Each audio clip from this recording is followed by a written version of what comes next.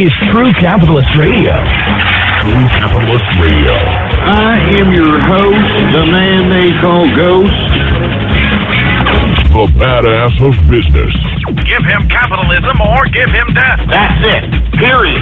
Broadcasting from his Skyline office studios in beautiful downtown Austin, Texas. You sound fruitier than a box of Fruit Loops, for Christ's sake. And now, he'll take it from here. Your host, the prognosticator of prognosticators, the man they call Ghost.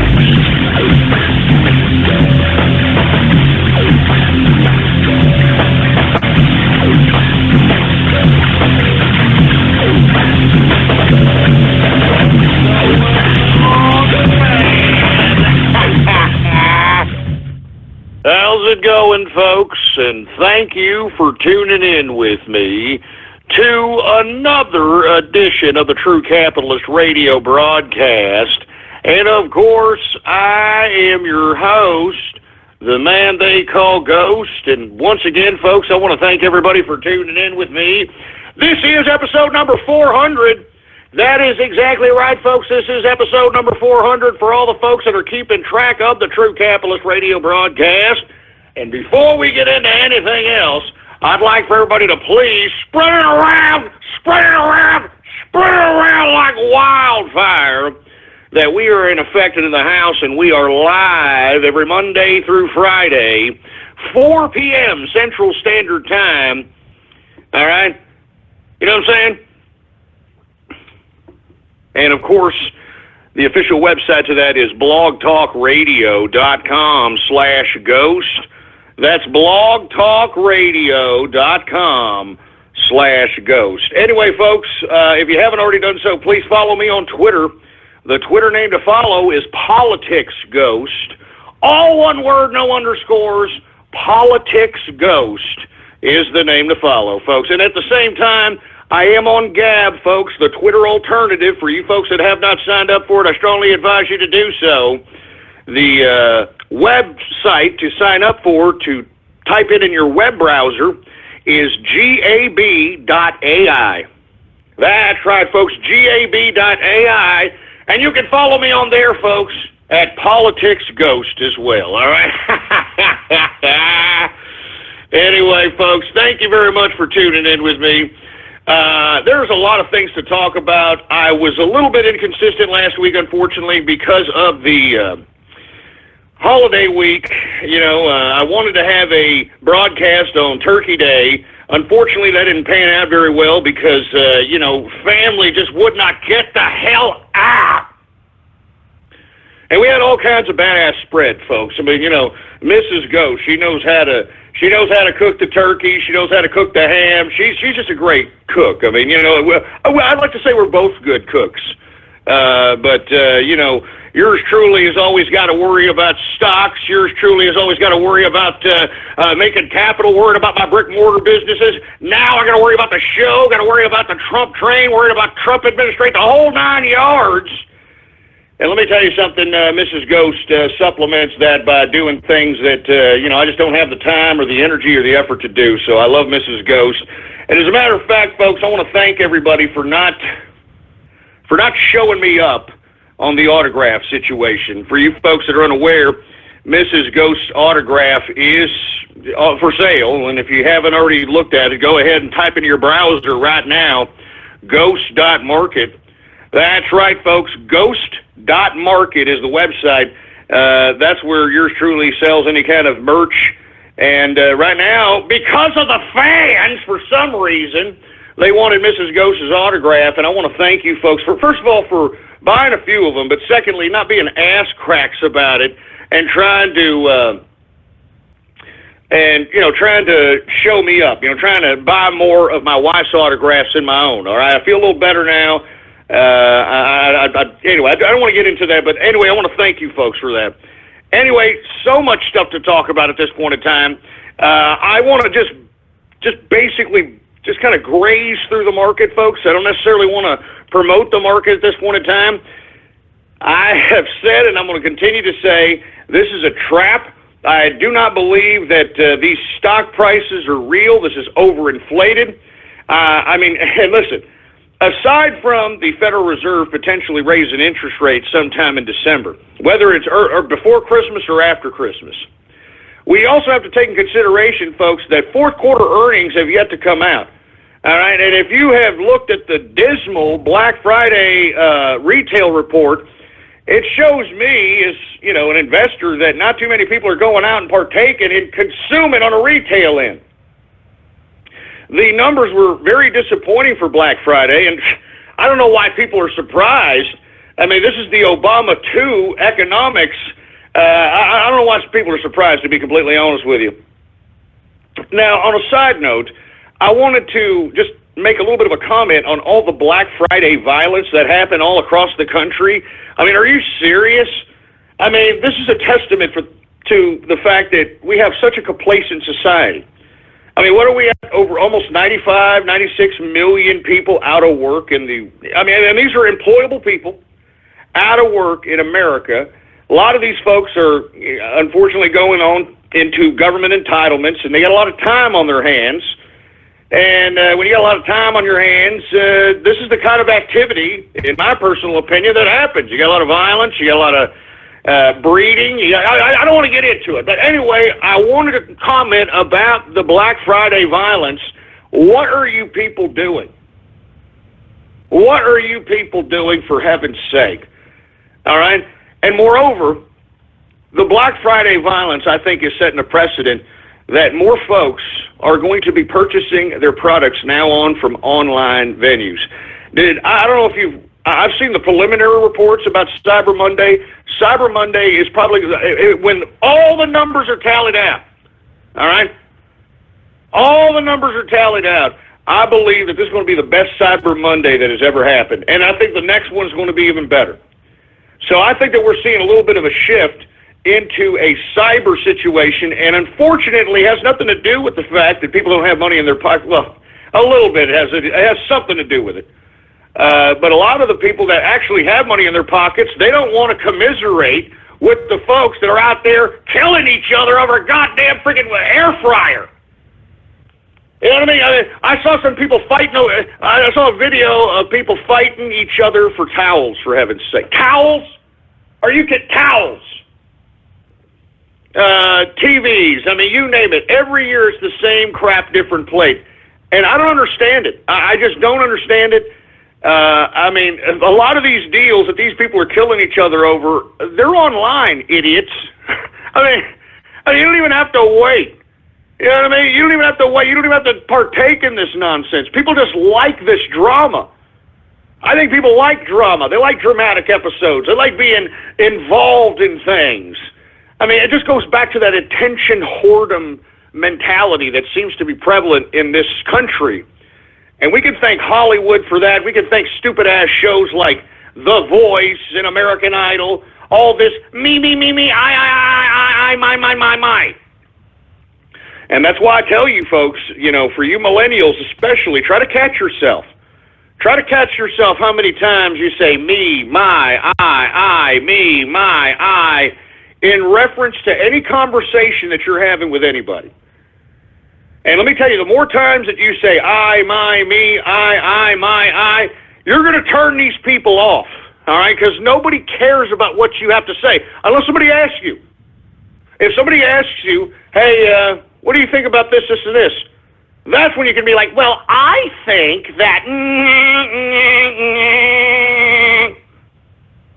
But until somebody asks you for your opinion or you're sought after for your opinion, shut your stupid mouth about yourself and just talk about subjective things. All right, talk about, hey, how about the weather out there? How about that football game? How about this? How about that? Stop it. Stop it with this I, my, me crap, man. I'm sick of it, man. It's translating into everyday America, and take a look at it with the Black Friday violence, for heaven's sake. It's just pathetic, man. People are getting shot out here. People are getting trampled. Brawls happening, for Christ's sake. I mean, it's disgusting. Out here in San Antonio, folks, and let me tell you, I am in shock. Look, I'm going to be honest with you. I mean, the neighborhood that I'm living in right now for the next few months, several months, I should say, It's a fairly decent neighborhood. I mean, it's a good neighborhood. I mean, it's gated. There's not going to be any undesirables like walking around out here. You know what I mean? But given that, outside this gated community out here, you start, going out in the regular San Antonio community, it is a freaking jungle out here, man. I'm not joking. I think the San Antonio city government should be ashamed of themselves.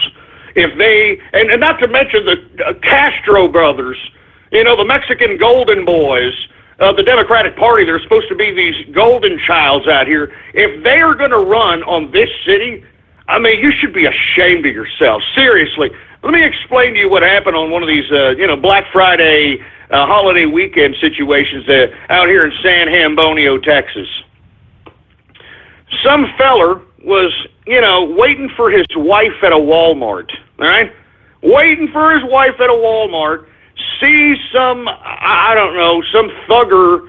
There's a lot of thuggery going on out here in San Antonio, Texas. I'm serious, like, people with tattoos on their face is not uncommon out here. It's literal. I mean, they're bagging your groceries out here. If you go to a goddamn fast food joint, you got idiots with tats on there. I'm not joking around. It's that sick out here in San Antonio, okay?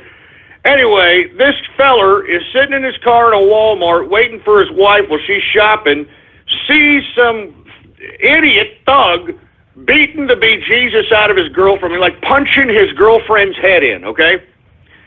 Now, all this feller did, he didn't go in and try to, get the thugger off of this poor woman. He didn't try to intervene in any physical capacity. All he did, folks, was, hey, why don't you leave her alone? I mean, that's all he did. He just yelled at her. He didn't want to, hey, leave her alone. He did one of those, and this thug, believe it or not, pulled out a gun and started shooting at him and anybody else that was trying to stop him from punching his woman in the head. This is San Antonio. I'm not joking around, folks. This is a real story. I mean, I don't know what's going on with this goddamn place out here. What's going on? Good God, man. I'm not joking around, folks. It's a real story. I mean, Jesus Christ. I'm telling you, do not come to San Antonio. All right, this is a joke of a city. I mean, I'm not kidding around. I mean, this is a jungle out here. And look, what's so freaking sad about it is that if you live in a great neighborhood, you are completely shielded from, like, the jungle that is the regular city. I mean, if you're, like, in the neighborhood that I'm in, and, like, it's probably a very nice neighborhood for at least a good, maybe a 2-mile radius. Everywhere is good. People are walking down the street. You got women that are jogging and all that crap around here. But once you start going at this particular, neighborhood kind of situation here, you're taking your life in your own hands as far as I'm not joking around. This is a sick city. Julian and Joaquin Castro should be ashamed of themselves. And I'm calling you damn idiots out. I'm calling you out. You people have been in power. It's all you've done ever since you graduated from St. Mary's University, you ungrateful pieces of trash. You have done nothing for this city. I've been here for a few months, and it's disgusting. It's disgusting. It stinks. And aside from it stinking, the people out here are completely, I mean, listen to me. I'm not blaming the average everyday person in this city, okay? I blame the government of this city. I mean, if you take a look at the city budget, which I have, these people are making a fortune off of sales tax, off of property tax. You need to take a look at how much this city is making off crime. I mean, that's why you have the police that is taking, Jesus Christ, I think the budget, if I'm not mistaken, let me tell you, I'm not digging through the figures of San Antonio out here, but if you take, I think, Jesus Christ, I think this city makes like $2 billion, I believe in taxes annually, in accumulated revenues annually. I think $2.2 billion, if I'm not mistaken. I'm not sure, all right? Do you know that $750 million of that $2.2 billion goes to the San Antonio Police Department? I mean, look, hey, listen to me. I love the cops, okay? Don't get me wrong. I don't understand why that much money is going to the San Antonio Police Department, and this place in San Antonio is a complete and utter... It's like Escape from New York. You ever seen that freaking movie? Where Kurt Russell, this is Escape from New York out here. I'm not joking around. I'm sorry if you're from here and you think this is some kind of freaking paradise. You need to get out of this city. Seriously, you need to get out. I mean, this city sucks. I'm sorry. You know, hey, who the hell's the goddamn mayor here? Some broad named Ivy Taylor, all right? You should be ashamed of yourself. All you people of the city council in San Antonio should be ashamed of yourselves. The freaking San Antonio media should be ashamed of their goddamn selves for not covering the absolute, utter, disgusting situation that is this city, for Christ's sake. Seriously, this city absolutely sucks. I'm sorry I went on that tirade about it, but good God, you can't even, I mean, you can't even sit in a Walmart parking lot waiting for your wife without seeing somebody, some thug punching his freaking girlfriend in the head. And you know what's sad about it? What's sad about it is that this Good Samaritan didn't do the, hey, leave her alone, that unfortunately took his life. The surveillance cameras at Walmart would have shown that he didn't do a damn thing, and they would have tried to charge this poor bastard for, allowing this thug to punch this woman in the head. I mean, that's how sick this goddamn society is in this stupid, dumbass, freaking pissing ground of a city. I'm sorry, folks. This city sucks. I'm sorry. San Antonio sucks. It stinks. Good God. I'm sorry, man. I want to go home. I want to go back home. Anyway, folks, I'm sorry. I had to get that out, folks. I'm serious. It was just... Look, I like the neighborhood that I'm at. As a matter of fact, I like the people that are around here. There's very rich people, very affluent folks. I've actually been to their houses, drank some scotch with them, smoked some cigars, had the festivities with the neighbors around here. And not to mention, some of the local businesses that are within the 2-mile radius, as I'm stating, very high affluent, independent businesses, so on and so forth. But as a whole, man, this city sucks, man. It just... it sucks. Anyway, let me get to the markets, folks. We saw some retreating in the all-time highs of the stock market. And as I'm stating, folks, I do not... That's why I'm not even covering the markets on Twitter anymore.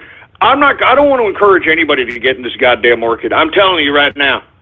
This market is just waiting to collapse. And when it collapses, it's going to collapse hard. And that's why I keep telling everybody, people need to be sitting on liquid. They need to be sitting on cash. And if you want to build yourself wealth, I think at this point in time, what you should be doing is prepping yourself for the crash. And doing so, I believe that you need to have assets that are going to be not only liquidable, you can liquidate these assets, but they're not going to be devalued in a stock market or real estate crash, because that's really what's going to happen. Both markets will crash. If the stock market crashes, the real estate market's going to crash. The real estate market crashes, the stock market's going to crash. So you can pretty much take real estate and, you can liquidate it, but you're not going to liquidate it for a profit. And if you do, it's going to be a tremendous amount less profit that you anticipated. So what I'm advising people or suggesting people to do is sit on capital, sit on liquid, sit on assets you can liquidate that will not devalue in a potential crash in the stock market and the real estate market. And then when this crash starts happening, you have enough cash reserves to be able to just start gobbling up blue chip stocks, gobbling up multinationals, gobbling up dividend-based stocks, and that's where you build your wealth, folks. Let me tell you, my wealth increased dramatically during the last crash because I saw this happen. As a matter of fact, I called it during True Conservative Radio. I knew this was going to happen. So what I did is I sat on cash, and then the crash happened. All right, and then I just bought up real estate. I bought up stocks. I bought up major blue chips, dividend-based stocks, you name it. And let me tell you, I bought in when the Dow Jones Industrials was at 9,000 points, all right? The Dow Jones Industrials was like 9,000 points. Right now, folks, it's over 19,000 points. Do you understand me? What goes up must come down, must come back up again. Buy low, sell high. Very, very simple. But right now, folks, this is not the time to buy. There's nothing justifying these humongous inflated index composites. There's nothing justifying it. I think that we're going to see a rude awakening in December or January once we start seeing the fourth quarter earnings and once we start seeing the Federal Reserve raise interest rates. And the Federal Reserve is not going to raise no goddamn half a point or a point. They're talking about 5%, potentially 8, 9, 10% interest rate hikes. And that would throw a goddamn wrench in an already screwed up economy. I'm telling you this right now. It is not good. So for you folks that are out here that are thinking, that are bullish, that are like, come on, Ghost, what are you talking about? It's 19,000 Dow Jones Industrials, baby. Oh, yeah. You people are fooling yourselves. And you're gonna pay an expensive lesson. I'll tell you that right now. All right? It's better to be safe than sorry. All right? It's better to be safe and still rich than sorry in the poorhouse and not having enough money to margin call. I mean, there's a bunch of bad things that could happen. So once again, folks, I strongly advise anybody, do not even entertain this market at this point in time. I think you should be strategizing on a level in which you are sitting on, if not liquid, assets that can be liquidated that aren't going to depreciate in value in a crash in the stock market and the real estate market. Now, let's get to the Dow, okay? Now, like I said, they're retreating from their all-time highs here, but you can tell, they're still trying to cook the books. Remember, there are no more independent investors in this market anymore. I mean, all the investors are hedge fund managers, mutual fund managers, big fund money managers, Goldman Sachs managers, I mean, all this crap. And there's just nothing but bigwigs here. So they are in control of the market. So when you see these increase, it's fake, it's farce, it's phony. And in my personal opinion, they could pull the plug on this at any time. Can I tell you when? Absolutely not. They're in charge of this game at this point in time. I hope that you know this. And the only reason I've been giving people stock advice is because you can make some coin, even though these idiots are all colluding with each other in an attempt to try to do, I don't know what the hell they're trying to do. But it's something nefarious, I can tell you that. Anyway, Dow Jones Industrials today was down 54.24 points, a percentage decrease of 0.28% decrease on the day, closing out the Dow Jones Industrials at 19,097.90 points for the Dow Jones Industrials. All right. We got the S&P also down today, 11.63 points decrease on the day, a percentage decrease of 0.53%, closing out the S&P 500 at 2,201.72 points for the S&P 500. We've got the NASDAQ. The NASDAQ is down 30.11 points, a percentage decrease of 0.56%, closing out the NASDAQ at 5,368.81 points for the NASDAQ composite. I'm telling you, this is just inflated crap. It's just way inflated, and I think that people are going to be holding the bag at prices that they're never going to see for another 5 to 10 years if they're lucky. I'm telling you, I've seen this before. I mean, if you've been around the stock market at least since the 90s, all right, you would have at least learned that lesson. Man, but if you were around in '87, if you were around you know what I'm talking about. All right? Prior to '87, just take a look at the first movie, Wall Street. As a matter of fact, both movies are pretty good. Both movies of Wall Street are very, very good. First movie in Wall Street shows you how much money was just literally being thrown around in the 80s and how easy it was to cook the market at that given time because there wasn't that many people playing the market or understood what the hell the market was. It was an evolving force. As a matter of fact, I remember hearing one of the senior editors or writers of the Wall Street Journal stating that when they first got hired for the Wall Street Journal, they didn't even know what the hell they were doing. Like, nobody knew what the hell they were doing in business, but they realized how to cover business as the evolutionary process of business evolved into what it's become. So, but at the same time, because we've had a good period of time to analyze economics in correlation with stock markets and real estate markets, money markets, every kind of market, we've got some empirical evidence to go on when one wants to make a calculation or a speculation on a given play. And it's that empirical evidence that aids the better investors from ever taking that horrible of a loss. And it's that empirical evidence and experience that I'm trying to convey on this broadcast as it relates to the stock market. I think that right now, folks, especially you young people, right now, you young people, what you should be doing right now, if you're living with mommy, all right, if you're living with mommy, go, and she doesn't care that you're not paying, your rent, she's going to take care of you.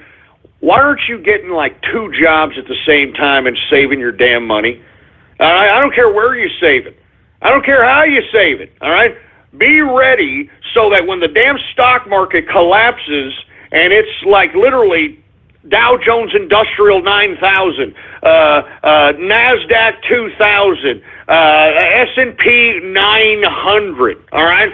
When you start seeing that, that's when you, as an investor, needs to start going in and start gobbling up those damn assets. I'm telling you, it's not a matter of if, it's when.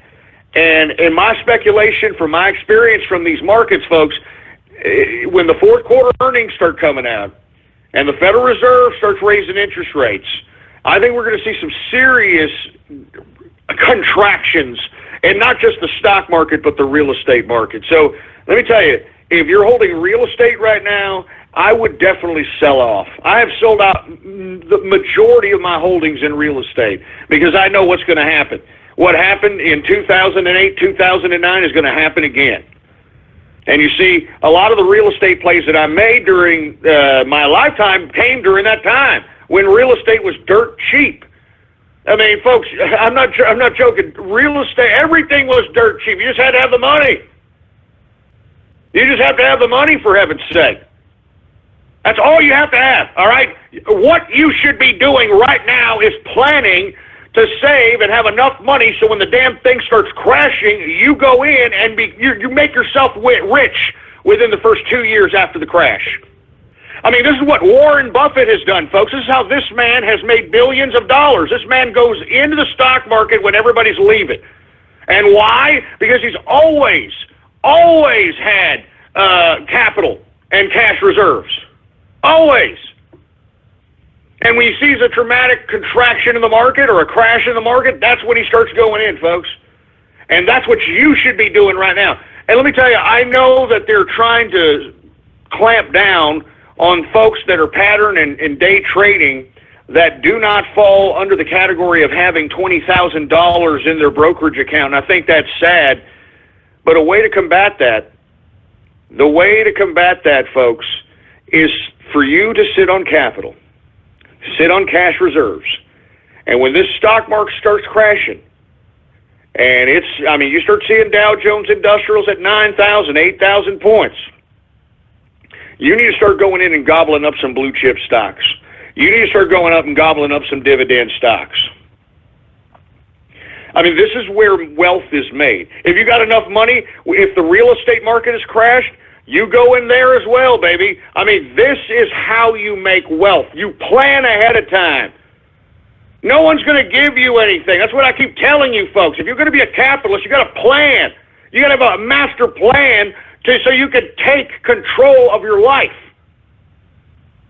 And I'm telling you the plan right now, the easiest plan in the world, even if you don't even understand the markets, Even if you don't even understand economics, I'm telling you right now what you can do to make yourself rich here in the next 3 years. All right? Right now. All right? You need to save your capital.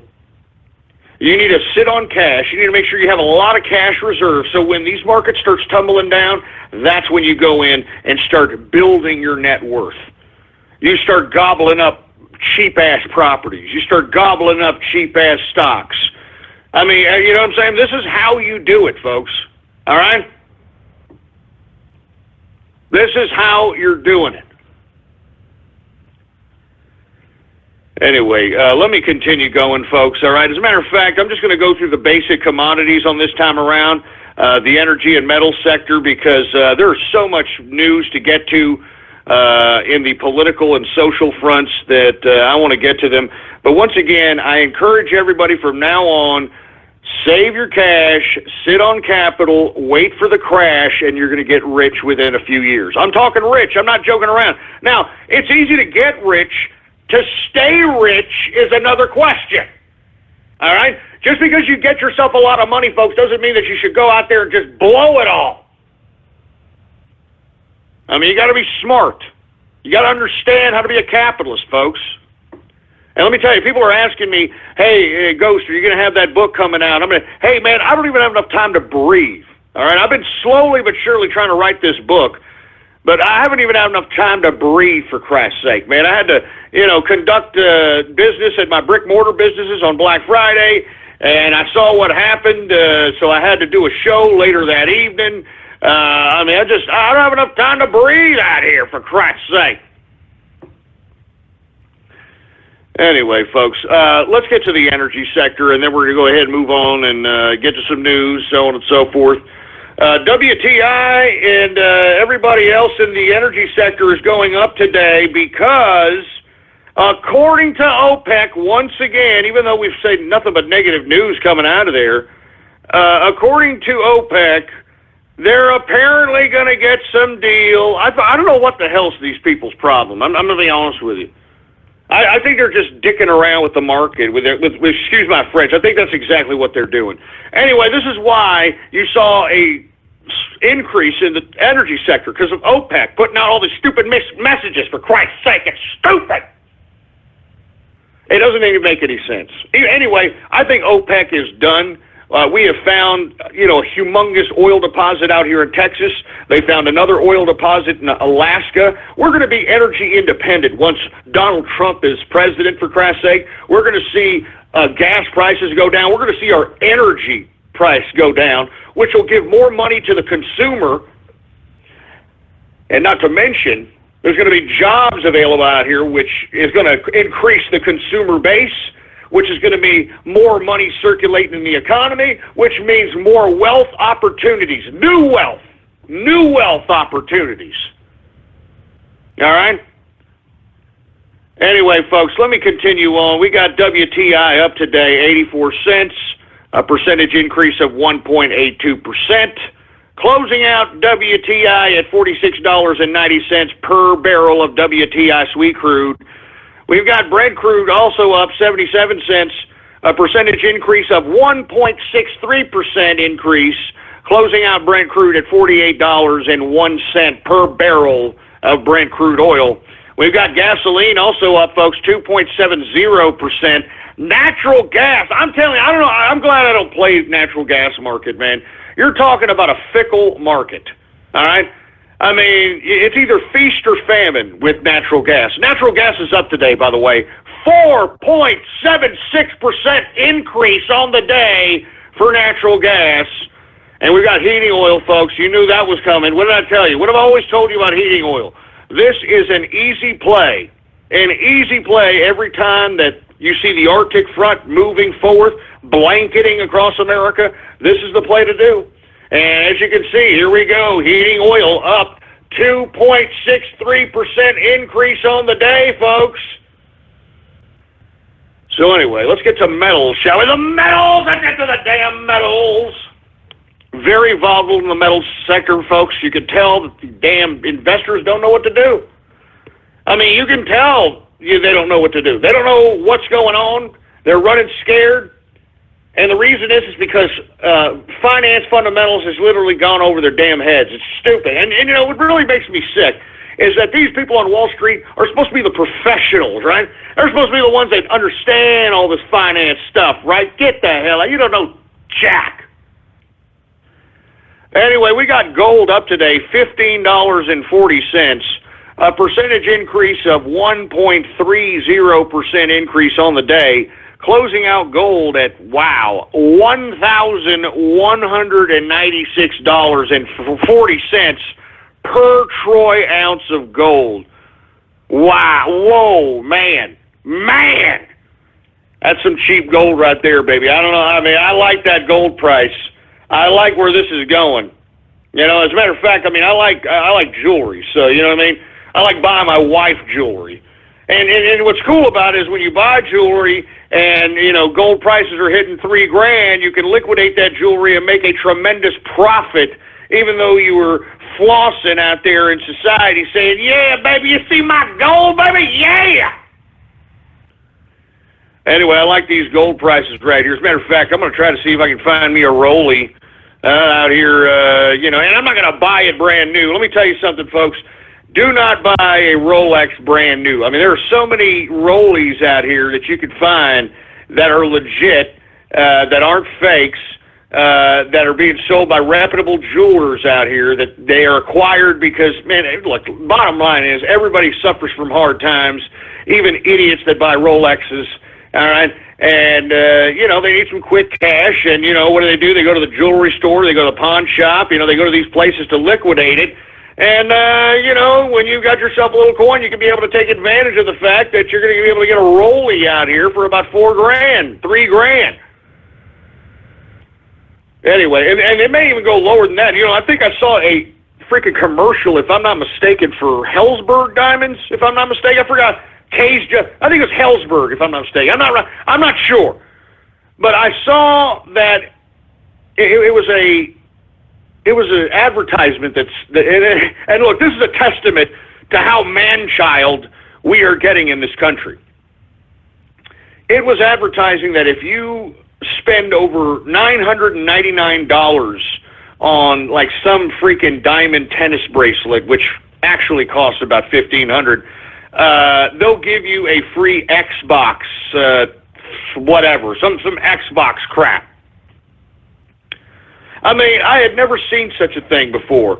Bundling an Xbox with Helzberg diamonds. I mean, and you want to know why they're doing that? They're trying to, first of all, cater to the man-children that have women that put up with their stupid asses and force them to be obligated to buy them something because that's practically their mammy. And secondly, it encourages them to do so and be like, hey, it gave me a free Xbox when I bought you a bracelet. Oh, Jesus Christ. I'm not joking around, man. I'm not kidding. And another reason why they're bundling that up, folks, is because of the gold price, the silver price. I mean, you know who's taking in the teeth right now are the jewelers. And right now, I think, in my personal opinion, if you've got yourself a girlfriend and you're trying to impress her this Christmas, I mean, you should be able to find yourself some decent jewelry for her, folks. I'm not joking around. I mean, jewelry right now should be dirt cheap. Well, cheap, at least the cheapest it's been for the past, I would say,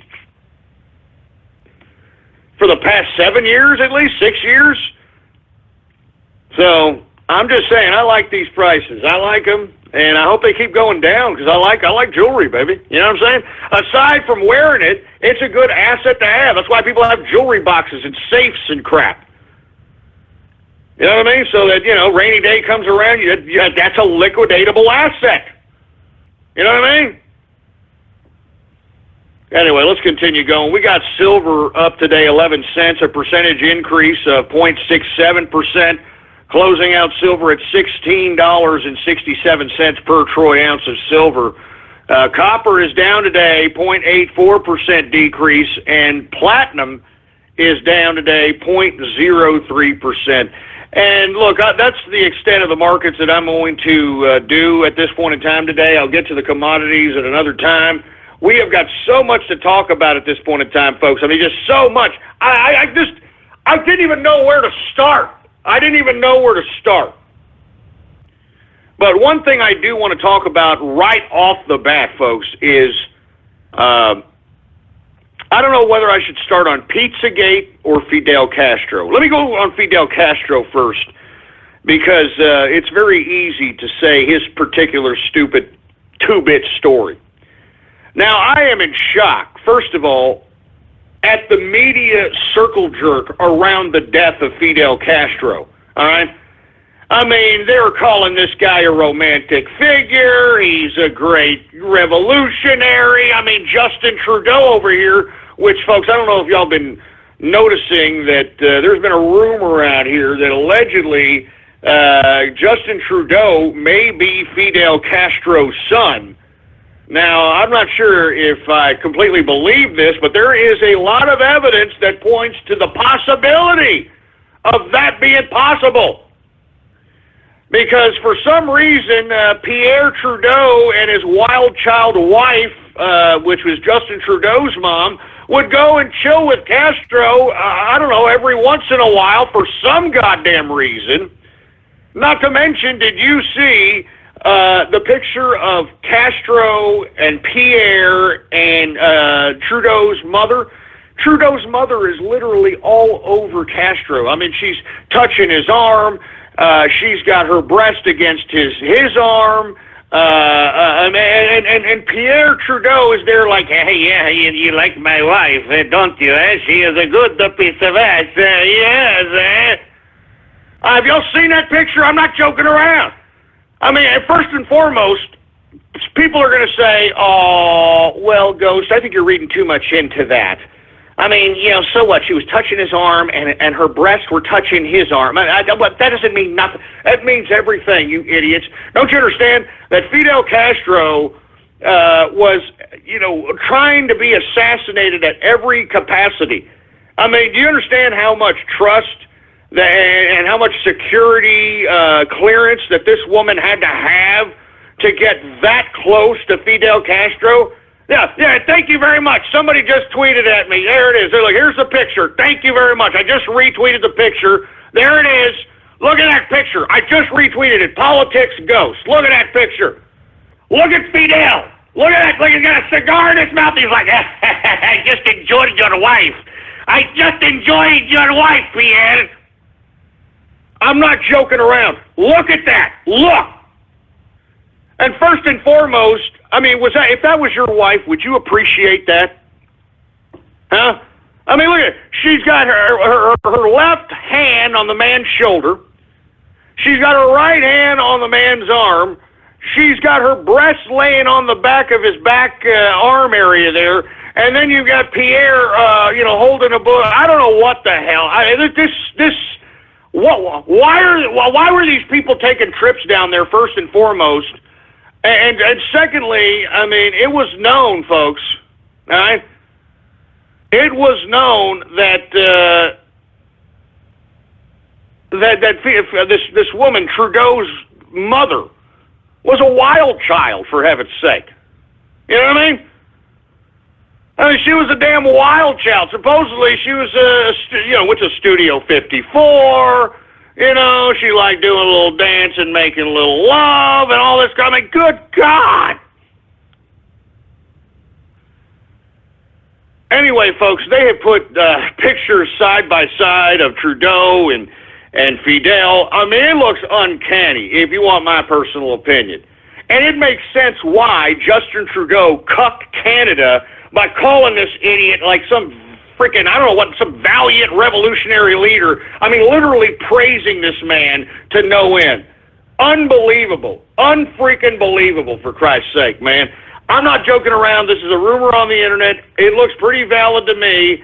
I don't know, are you looking at that picture with Fidel Castro and Justin Trudeau's parents? If that was your wife, would you be okay with your wife touching Fidel Castro in that capacity? And that's why I'm saying, folks, this had to be okay. I mean, there had to be some element of intimacy with her and Castro, because his security apparatus would not have let her get that close to him. I mean, she could have poked him with something. I mean, she could have had something on her purse. I mean, anything. So I'm just saying, folks. I'm not saying I believe it wholeheartedly, but there's some smoke out here, and when there's smoke, there's fire. All right, that's all I'm saying. But anyway, this man was an absolute utter lunatic. I mean, let's be honest with you. This guy was insane. Okay, now I don't want to get into the whole University of Havana protests and, when he was at college. Because, look, folks, all this crap of the Cuban Revolution started in the University of Havana when Fidel Castro was a student there. It started off as student protests, and then it turned into riots, and then it turned into this, kind of like, I hate to make this comparison, but like Black Lives Matter type of a terrorist type of organization. And then it went from that to, actually committing violent crime.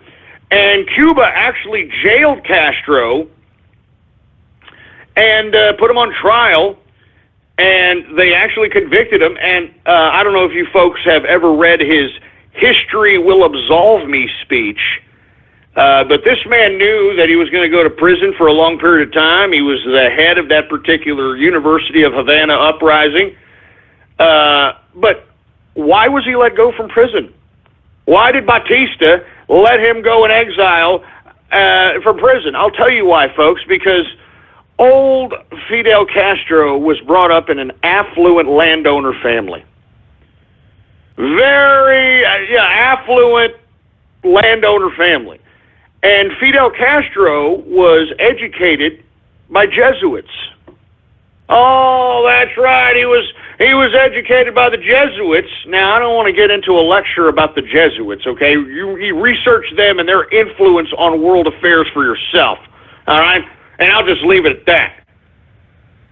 But the Jesuits, believe it or not, and this goes to show you how powerful this organization, this Catholic-based organization is, the Jesuits were able to persuade Batista to allow Fidel Castro to go into exile. I don't know if it was in South America or he ended up in Mexico, okay? But for some reason, I don't understand what the Jesuits did. I don't know why they have so much influence, but Batista let Fidel Castro go. And it's because of that decision is the reason why we even freaking are talking about Fidel Castro today.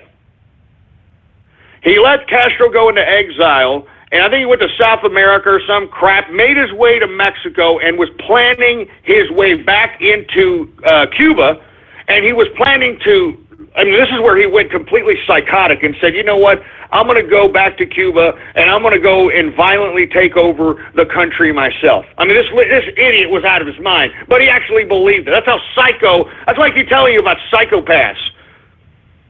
That's why I keep telling you about psychopaths. These people literally believe what they think. Even if it's freaking nuts. All right? Even if it's nuts.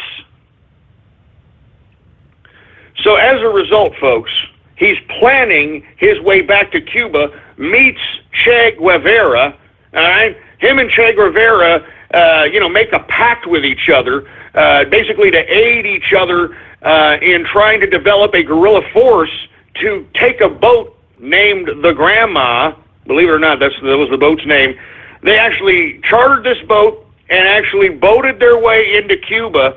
And then as they approached the Cuban shores, Batista's army saw these sons of bitches, unloaded fire on them.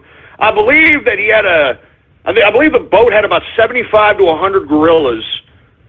I believe it was 100 guerrillas, if I'm not mistaken.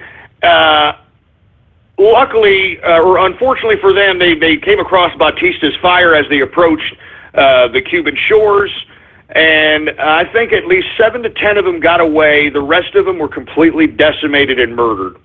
Now, the 10 that got away, obviously, was Fidel, obviously was Che, and a couple other folks out there. They went into the Sierra Maestra Mountains out there in Cuba. Now, it was in the Sierra Maestra Mountains in which Fidel Castro had his biggest influence, because in the Sierra Maestra Mountains comprised the majority of the Cuban peasants and the peasantry within Cuba, which was long but forgotten by the Batista regime which, unfortunately allowed foreign influence to supersede the people's well-being of the country, the natives' well-being of the country. And Fidel Castro exploited that, all right? They exploited that, for Christ's sake. And as a result, folks, because they exploited that,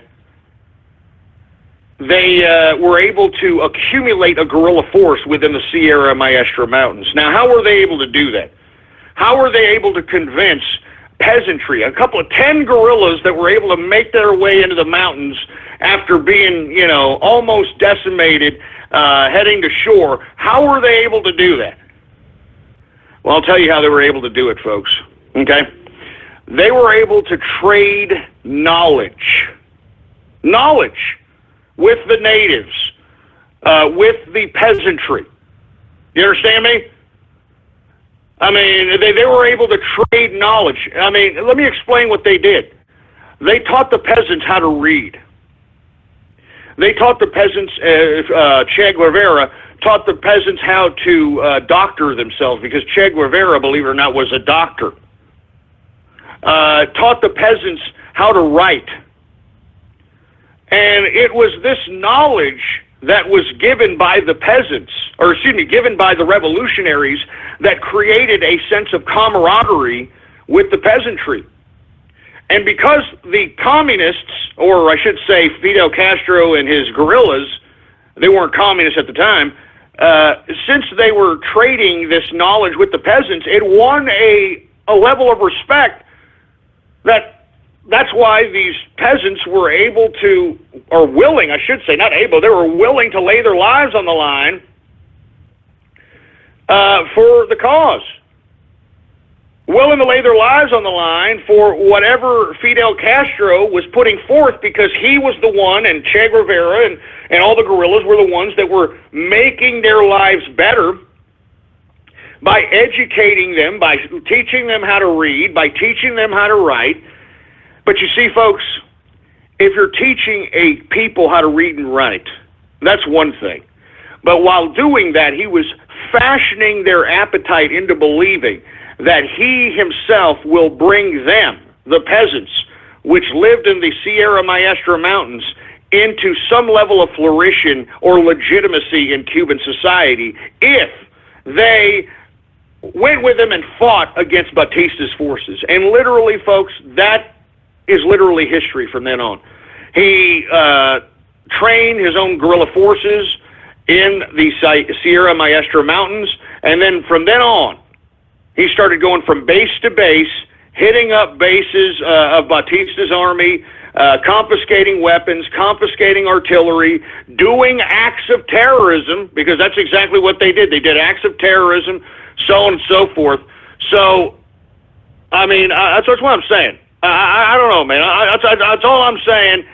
People need to realize that the way that Fidel Castro took power, the way he took power was violence and terrorism. All right? Now, on a side note, folks, I do want to let everybody know that Fidel Castro was also assisted by the CIA. And for you folks that don't want to admit this or denying this or something of that capacity, you need to realize that Fidel Castro was backed up by the CIA. Once Fidel Castro overthrew Batista, was it Eisenhower that called him the Abraham Lincoln of Latin America, or the Caribbean or something? I think he said Latin America, but the Abraham Lincoln of Latin America. I mean, this is, he was invited to America, and he was, taken in with open arms. I mean, I can go on and on. Now, what happened is much like every goddamn stupid, ridiculous CIA operation that happens, there was blowback that happened. You know, they thought that they could be able to kind of fund both sides. Haven't you noticed that, folks? You know, I don't understand why the government, the CIA, they like to do that sort of thing. They fund both sides, and, you know, our friends today become our enemies tomorrow. I mean, it's the stupidest, dumb ridiculousness I've ever heard in my life. I mean, we funded Iraq and basically gave them the chemical weapons that we accused them of having, because we gave it to them during the Iran-Iraq war in the 80s. The same thing that happened with the counter-revolution, the Contras in Nicaragua. I could go on and on, folks. I mean, I could legitimately go on and on. This is pathetic. This is getting ridiculous. And I think that we need to realize our role. I'm talking the United States secret Central Intelligence Agency's role in allowing Fidel Castro to come to power. Now, let me explain to you. You need to read about a man, and let me tell you, this was one of the hard-ass, hardline CIA operatives by the name of Frank Sturgis. And on top of which, Frank Sturgis is also implicated in the JFK assassination conspiracy as one of the conspirators, okay? But Frank Sturgis is a CIA hitman, military asset, and he has been pictured many times. There's a bunch of pictures with Frank Sturgis in the Sierra Maestra Mountains with Castro, with Che Guevara, and that proves, just by Frank Sturgis being there, it proves that Fidel Castro and Che Guevara, all right? Fidel Castro and Che Guevara are goddamn CIA assets. Now, I don't want to get into the whole story of it all. I'm just trying to give you a synopsis on this, and let you all know that that this is serious business, all right? I mean, Castro didn't do the overtaking of Batista's army single-handedly, all right? I mean, we had a lot to do with it, and that's why I keep telling you, folks, we fund both sides. It's ridiculous. It's pathetic. And before I get to Twitter shout-outs, I do want to let everybody know that it was Fidel Castro that sold out Che Guevara, all right? I'm not joking around. It was Fidel Castro that sold out Che Guevara. All right, now, it wasn't a coincidence, all right, that the CIA found him in Bolivia. Now, how did the CIA know to find Che Guevara in Bolivia? Because Fidel Castro told them. I mean, it was Felix, what was his name? Felix Rodriguez, I believe is his name, which was, and folks, read all these people. These are hardcore CIA operatives that I'm talking to you about here. Frank Sturgis, Felix Rodriguez. Felix Rodriguez was the guy that executed Che Guevara. Felix Rodriguez, on top of which, Felix Rodriguez is literally one of the killers for the Bush crime family. Take a look at the connection between Felix Rodriguez and George H.W. Bush. All right? I mean, this is all CIA. I mean, it just stinks to high hell. And I wish history would appropriately apply what is accurate to Fidel Castro. He's a freaking imbecile. Anyway, folks, that's about enough. Let me go ahead and get to some Twitter shout-outs right now, folks. For all you folks that want a Twitter shout-out live right here on the broadcast, all you got to do is retweet, not the first tweet, but retweet the tweet on my Twitter account that states True Capitalist Radio Live. Retweet the tweet that states True Capitalist Radio Live. You do that, I'll go ahead and give you a Twitter shout-out live right here on the broadcast, right here and now. Hey, do we have any Twitter shout-outs here, engineer? All right, well, let's go ahead and get to some Twitter shout-outs right now. Anyway, we got the Green Leader in the house. What's going on, man? We got Benton Bannon in the place. We got the Impaler 30. What's going on, man? Veteran Capitalist in the house. What's going on? The Remover of Kebab. We got Norwegian Capitalist in the place. We got, what's going on to Capitalist Kush? What's going on to Capitalist Kush? Amarillo Bandit in the place. Johnny Deck in the house. What's going on? Who else do we got here? We got, I don't know if that's a real picture, but Diego Brando. We've got, some idiot calling himself Fidel Castro. That's funny, you idiot. Shut up, all right? Just shut up. We got Big Top Capitalist, for Christ's sake. We got Sell Your Son's autograph. No, I'm shut up. I'm not going to do that crap. Anyway, let's see who else we have here.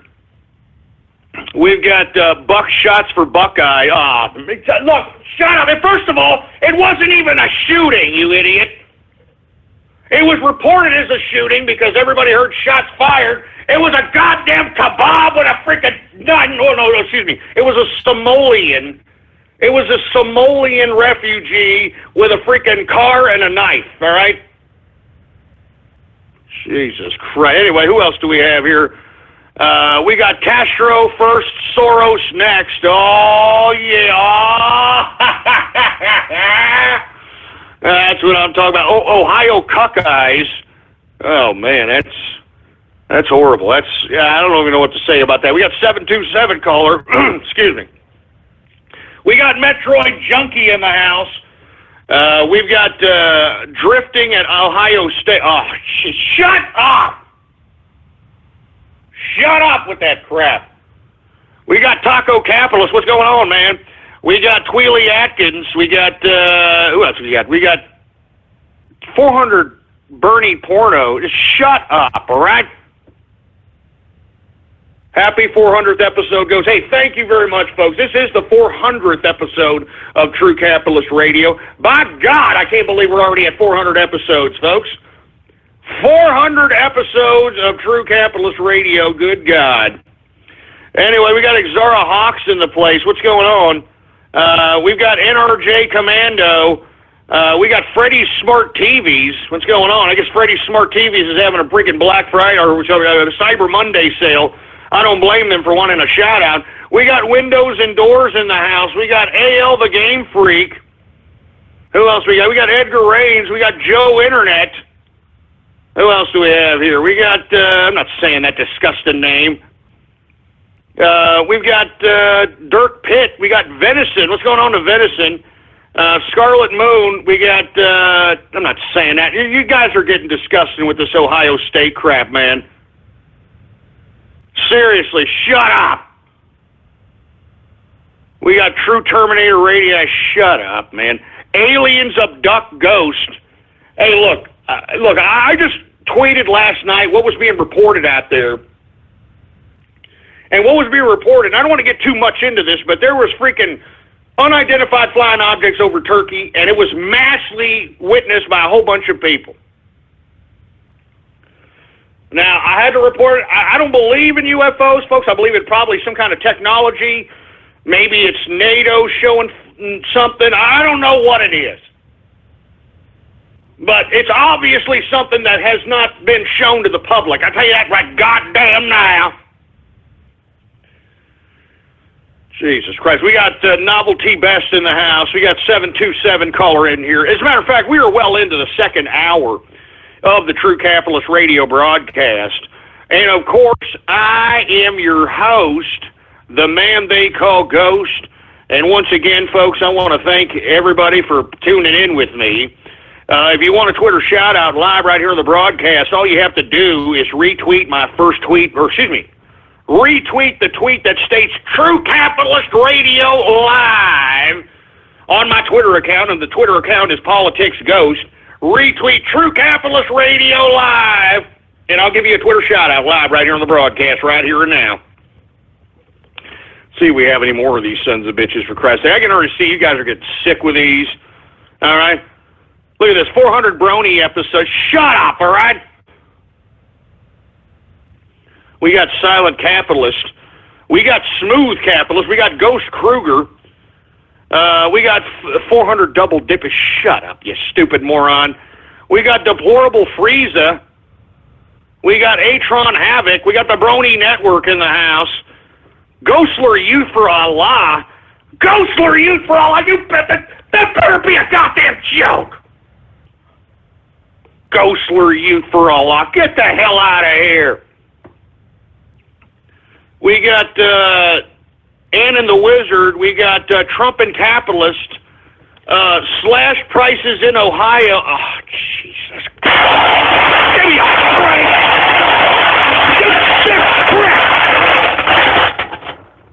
Slash prices in Ohio, asshole. Give me a break. You see how sick people are on the internet, folks, man? I'm telling you, man, these people are sick. I mean, all I'm trying to do is give a little interaction with the damn broadcast here, and this is the kind of crap I get. This is the kind of crap I get. Jesus Christ, give me the mic. Piece of crap. This is the kind of crap I get. Jesus Christ, we got Polka in the house. What's going on? The Super. How you doing? Jesus Christ, man. I'm telling you, people are pissing me off. We got the skunk spray kid. Are you kidding me? Fapping to Mrs. Ghost. Don't you even kid around about that, you sick, twisted pervert. Don't you even dare. Jesus Christ, man.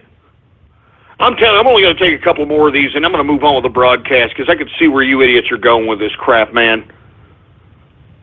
I can see where y'all are going with this. We got Sergeant Yoda in the house. What's going on? We got, I'm not going to say that stupid name, you stupid crap. The Tit Tube? The Tit Tube. Okay, that's great. Jesus Christ. Who else? We got Remington in the house. What's going on, man? CDI Fan 237. We got the Green Bio in the place. Simpson J. Ghost. Shut up! Good God, you freaking people are annoying sometimes. We got Dr. Bristle in the house. We got Tom Bola. We got the trans can. That's you sick son of a bitch. Get that asshole out of here! Who else do we have here, for Christ's sake, man? We've got, I'm not saying that sick name, you dumb prick. I mean, you guys are getting disgusted, man. We got Karaskin. What's going on to Karaskin? Good to see you, man. We got Ohio State bumper car. You know what? That's it. You people are disgusting. I mean, you're sick. I have no other way to explain it. You're sick. Why I continue to do these broadcasts, I have no goddamn idea. Because it's obvious that no one has any kind of goddamn true appreciation about the substance that I'm conveying on this broadcast. Everybody's more worried about, I want to troll Ghost. I want to get the Twitter shout out. I want to get the radio graffiti. You stupid sack of crap. Give me the freaking mic. Jesus Christ. You know what? That's it for goddamn Twitter shout-outs, you sorry sack of crap. But let me tell you, I don't even know if I should continue to be doing this stupid, dumbass ridiculousness, man.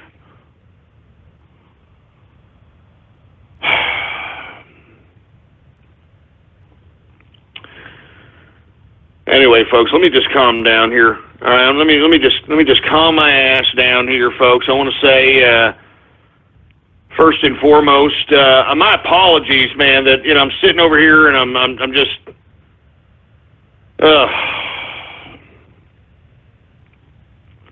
I'm just tired, man. I'm just tired of it. I mean, I try to have a good show. I try to, do these broadcasts. I do these broadcasts 3 hours a day. 3 goddamn hours a day, for Christ's sake, man. I mean, you would think that I have... Never mind, folks. Anyway, let's just get on with the broadcast, because there's a lot of stuff that we need to discuss here, and I just don't want to. I don't want to deal with these internet troll terrorists and cyber vermin, man. I really don't want to deal with them today. All right, it's Cyber Monday. It's my 400th episode, man. It's my 400th episode on a Cyber Monday, so give me a little bit of respect. Jesus Christ, I'm serious, man. Just give me a little bit of goddamn respect, for heaven's sake.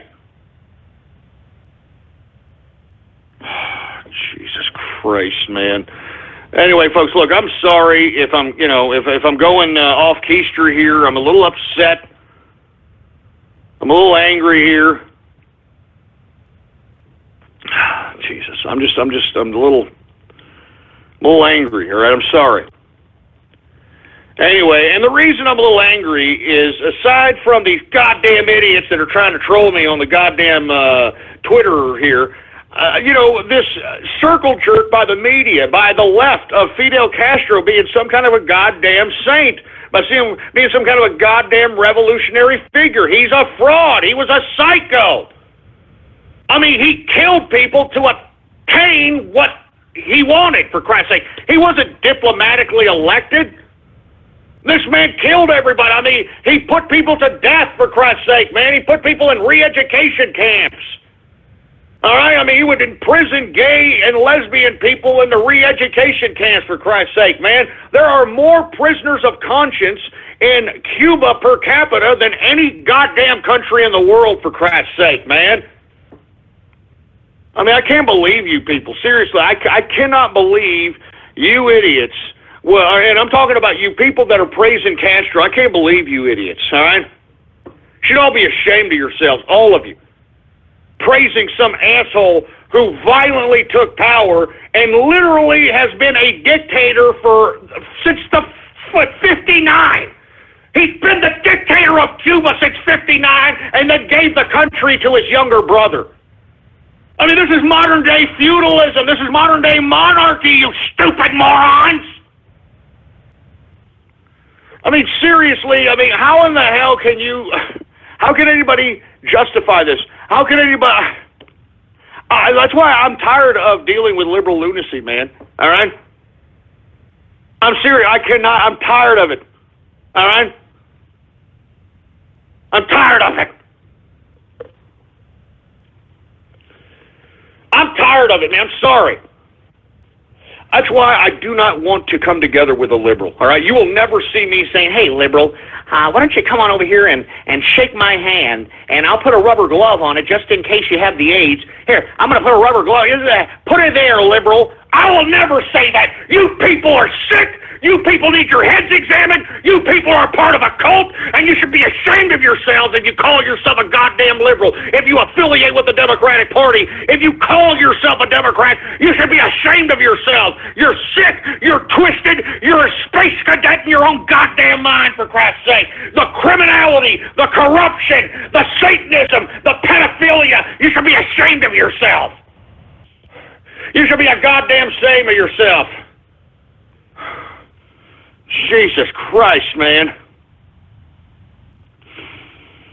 It just pisses me off. It pisses me off that people think like this. It pisses me off that people actually believe that this is rational thought. Huh? Praising Fidel Castro, an idiot who took violent control of his country, for Christ's sake. I mean, do you understand, you idiots, that what ISIS is doing right now?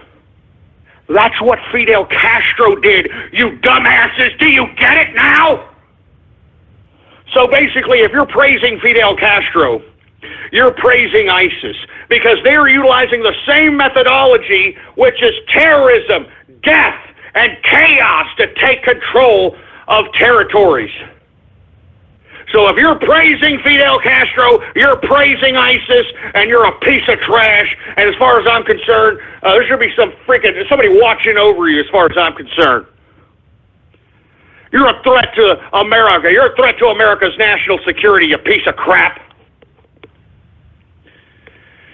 And before I get off this whole Castro thing, I do want to say that isn't it ironic that Fidel Castro died on Black Friday? Spent his whole life, spent his entire life fighting against capitalism, dies on Black Friday. Oh, that's funny, man. And on top of that, folks, he died on Augustus Pinochet's birthday. That's right, Pinochet style. Pinochet took him out, baby. He died on Pinochet's birthday. And if you don't know who the hell Pinochet is, well, then you're an idiot as far as I'm concerned. Anyway, folks, let's go move on to the next subject matter. I want to talk a little bit about Pizzagate. And if you folks are unfamiliar with what Pizzagate is, then you're obviously a Democrat that is trying to put blinders on your periphery and trying to prevent yourself from understanding that, yeah, the Democratic Party and elements within the Democrats are connected to a nefarious, satanic, pedophile-like network.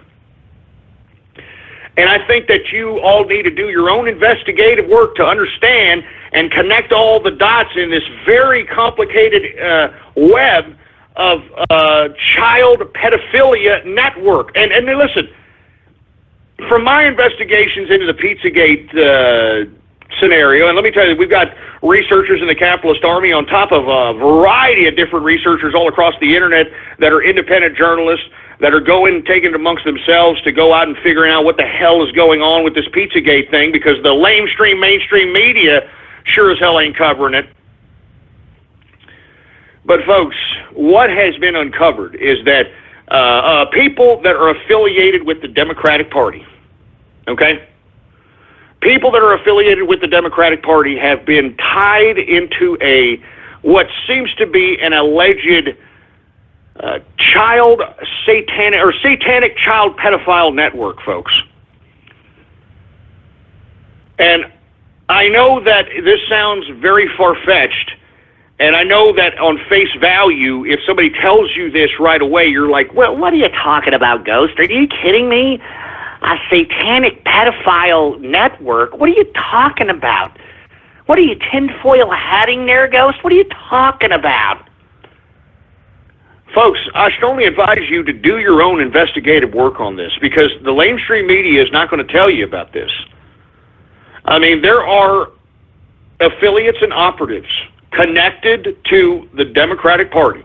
And I'm talking about people who, for some reason, obtain money from Democratic operatives, who have connections to the Clintons and the Clinton Foundation, to Barack Obama. The code words that have come out as it relates to the Podesta emails. There's a lot of things that are linking this alleged satanic child pedophile network that is being investigated throughout the internets. And if you haven't done so, all you have to do is put a hashtag on Pizzagate, whether you're on Twitter, whether you're on any social media. I would strongly advise you to maybe view some videos on this particular subject matter by independent investigators. Folks, this implicates some of the biggest players in politics today. And the more and more information that comes out from independent reporters, the more and more sick this rabbit hole becomes. Now, I'm not going to implicate anybody individually, because of course, we live in a day and age where we're innocent until proven guilty. We have a due process of law. So I'm going to leave the names and the names of the businesses and so on and so forth to the investigators independently. But I do want to talk a little bit about these pizza places, for a lack of a better term, that are in Washington, D.C., that seem to all be across the street from one another. And these pizza places that are in Washington, D.C., that hold fundraisers for, Hillary Clinton, that the owners of one of these establishments have Barack Obama playing ping pong ball with children at one of these establishments. These are not just innocent little pizza establishments, folks.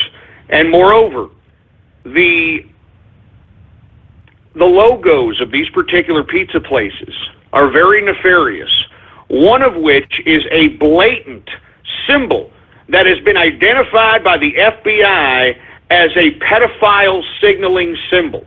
One of these pizza places actually has this symbol. Now, since this story broke, they conveniently changed that symbol, folks.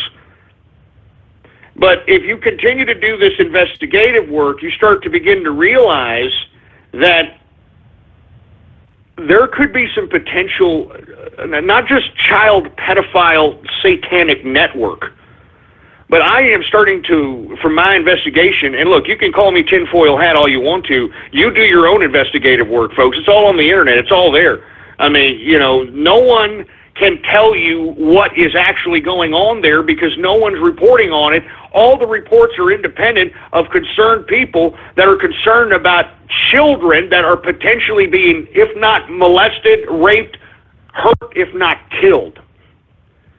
Now, my investigative reports and the researchers that are working on this in the capitalist army, we have surmised that this goes beyond just a satanic pedophile network, that it actually goes far deeper than that, folks. And listen, I know that, and whether you want to believe me or not, that's your prerogative. That's why I'm encouraging you to do your own investigation. There's a lot of information out there, and you can do your own investigation if you're that concerned. But I personally believe that this is a worldwide network of not just satanic pedophilia, but I believe that these people that in the highest levels of government are not only partaking in Satanism and pedophilia, but they are killing these children and eating them, with all due respect, folks. And listen, look, I know that sounds crazy. I know that sounds nuts, folks. But I'm going to be completely honest with you. I mean, if you continue to go down this rabbit hole like I've been going throughout this weekend and throughout, I mean, I've been researching this day and night because I can't believe that this is actually real, that this could actually be happening right before our very eyes at the highest level of government. But that's where our investigation has led us to believe that Pizzagate is far beyond just a satanic pedophile network, that it goes far beyond that. It goes into murder and cannibalism, as far as I'm concerned, and all you have to do is take a look at just one instance in particular in which the Reddit CEO, all right? You know, have you heard about Reddit? Well, the Reddit CEO recently just completely banned the subreddit related to Pizzagate. I'm talking about a guy by the name of Steve Huffman. Steve Huffman allegedly was good friends with Aaron Swartz. Aaron Swartz was supposedly a revolutionary in the computing field and was very much respected amongst the digital cyber culture. And yet, he created Reddit with the idea of it being a free speech type of a format to disseminate data and information on a free basis. And yet you've got Steve Huffman literally taking down the subreddit, the CEO of the damn company taking down the subreddit of Pizzagate. Now, lo and behold, folks, our investigative work has shown us that Steve Huffman is tied to forum posts related to cannibalism. I tweeted a video about this. I tweeted other information about this. Steve Huffman is tied to forum posts to cannibalism. He has made digital comments about cannibalism, and just based on that, it makes sense why Stephen Huffman would want to stop any kind of free-flowing information pertaining to Pizzagate. Now, folks, I know this sounds very, very out there. It sounds unbelievable. But, folks, I think that we are witnessing something that is biblical. And listen to me, I'm not a religious man. I'm not. If anybody who has listened to my broadcast knows I'm not a religious man. But I can tell you something. By uncovering what the sick, sadistic, twisted, demented, psychotic, satanic, murderous crap that I have uncovered, or not just I, but a lot of other people have uncovered, there is just no way that I can believe that that Satan, and I'm talking about the deepest, darkest, sickest Satan, doesn't really exist. I mean, I mean, these people really believe, whether you believe it or not, these people believe it. And these people are practicing sigil magic. These people are practicing dark Aleister Crowley-based magic, in which Aleister Crowley, folks, talks about utilizing kids specifically in blood rituals, in sex rituals, in cannibalistic blood drinking rituals. I mean, I know this sounds ridiculous. It sounds unbelievable, but folks, do your own research. I'm begging you.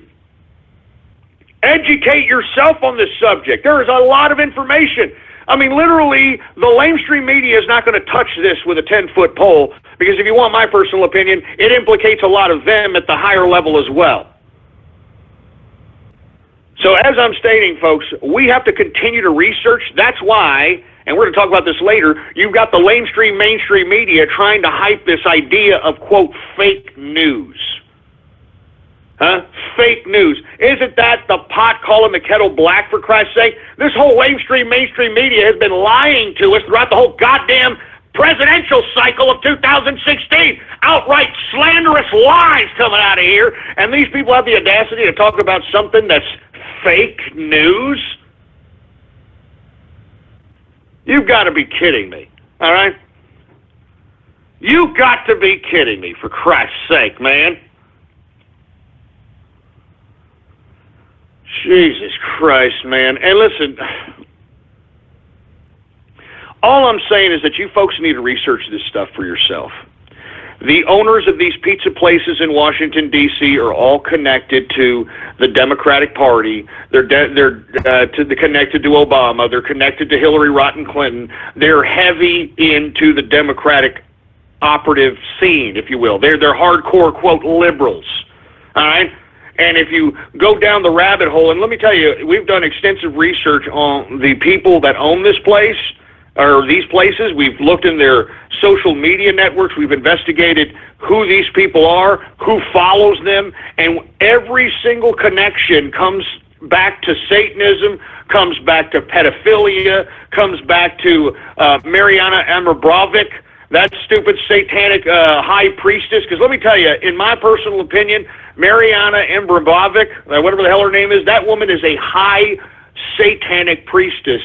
Anybody who doesn't think so is an idiot, all right? I mean, why is this woman, this sick, sadistic, cuts herself, puts freaking pentagrams on her stomach and freaking in razor blade cuts, spirit cooks, all this stuff. How come she's so connected? How come so many people want to be around her and spirit cook with her and all this other nonsense? She is a high priestess Satanist.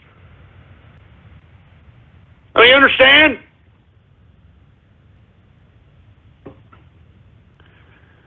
So anyway, folks, as I stated, I think people need to realize that this Pizzagate is real, okay? It is real, and the whole reason why people started investigating this, folks, was because of WikiLeaks and all the different code words that were utilized in the WikiLeaks Podesta emails. And I don't know if you folks are familiar with this. If you are, then good for you. If not, folks that are just being introduced to this, that are listening to this broadcast right now, in the Podesta emails, which John Podesta was the campaign manager of Hillary Clinton and was, I believe, the chief of staff at one point for Bill Clinton during the time he was president.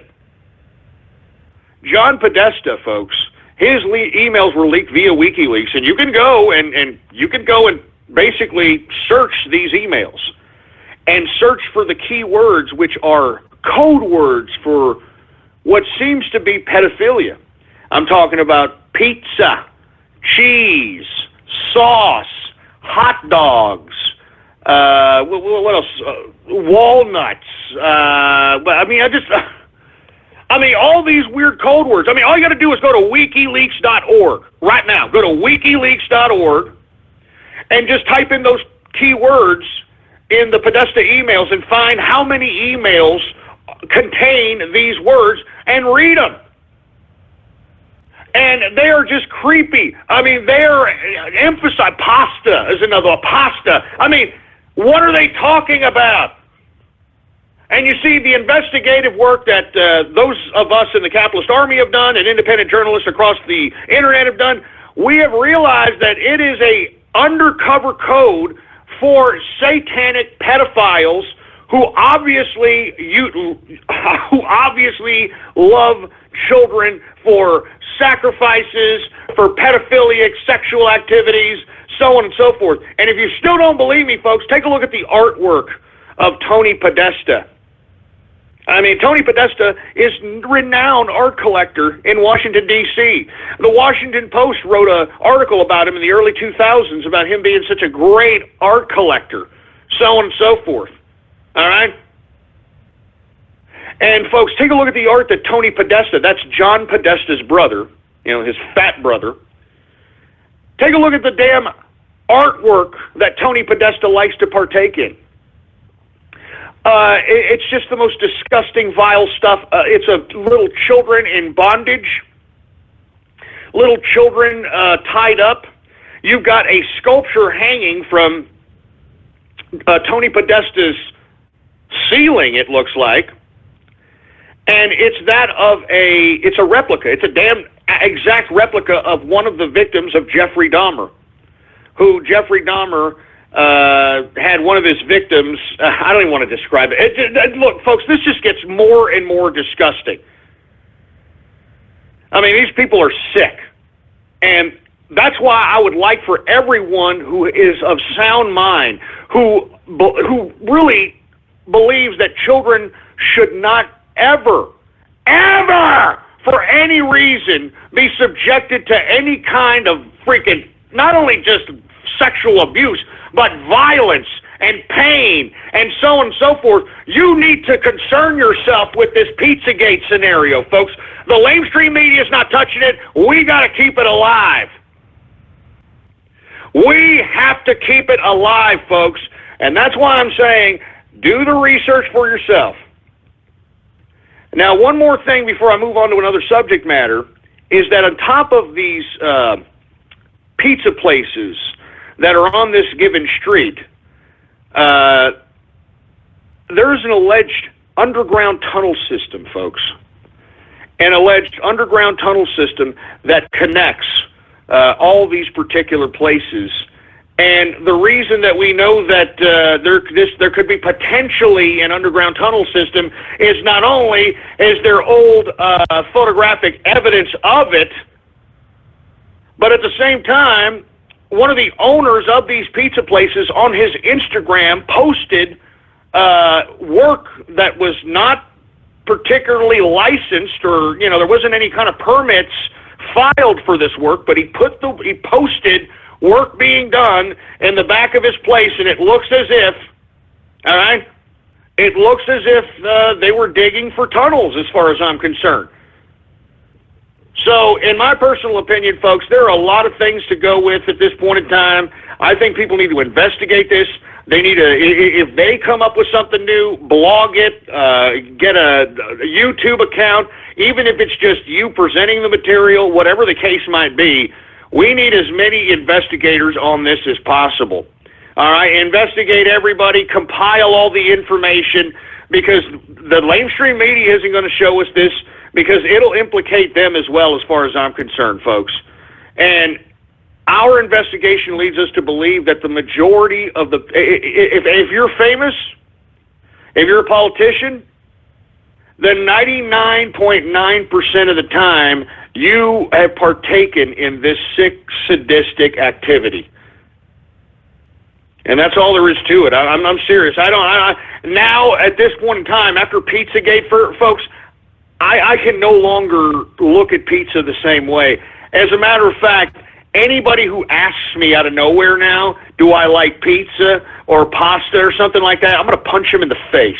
All right, because I believe now this is some freaking code in the underworld of sick freaking pedophiles, for Christ's sake, and we got to put a stop to this. All right, we're on the side of good over here. All right, we're not perfect. All right, we're not perfect people. I mean, this is not a perfect world, folks, but there is a dark side and a light side, and at this point in time, this is freaking darkness, man. This is evil. This is disgusting. Anyone who is going to negate the Pizzagate implication to the Democratic Party or at the Democratic Party is naive. They're trying to put their blinders on, or they're part of it. They're part of it. I'm sorry, folks.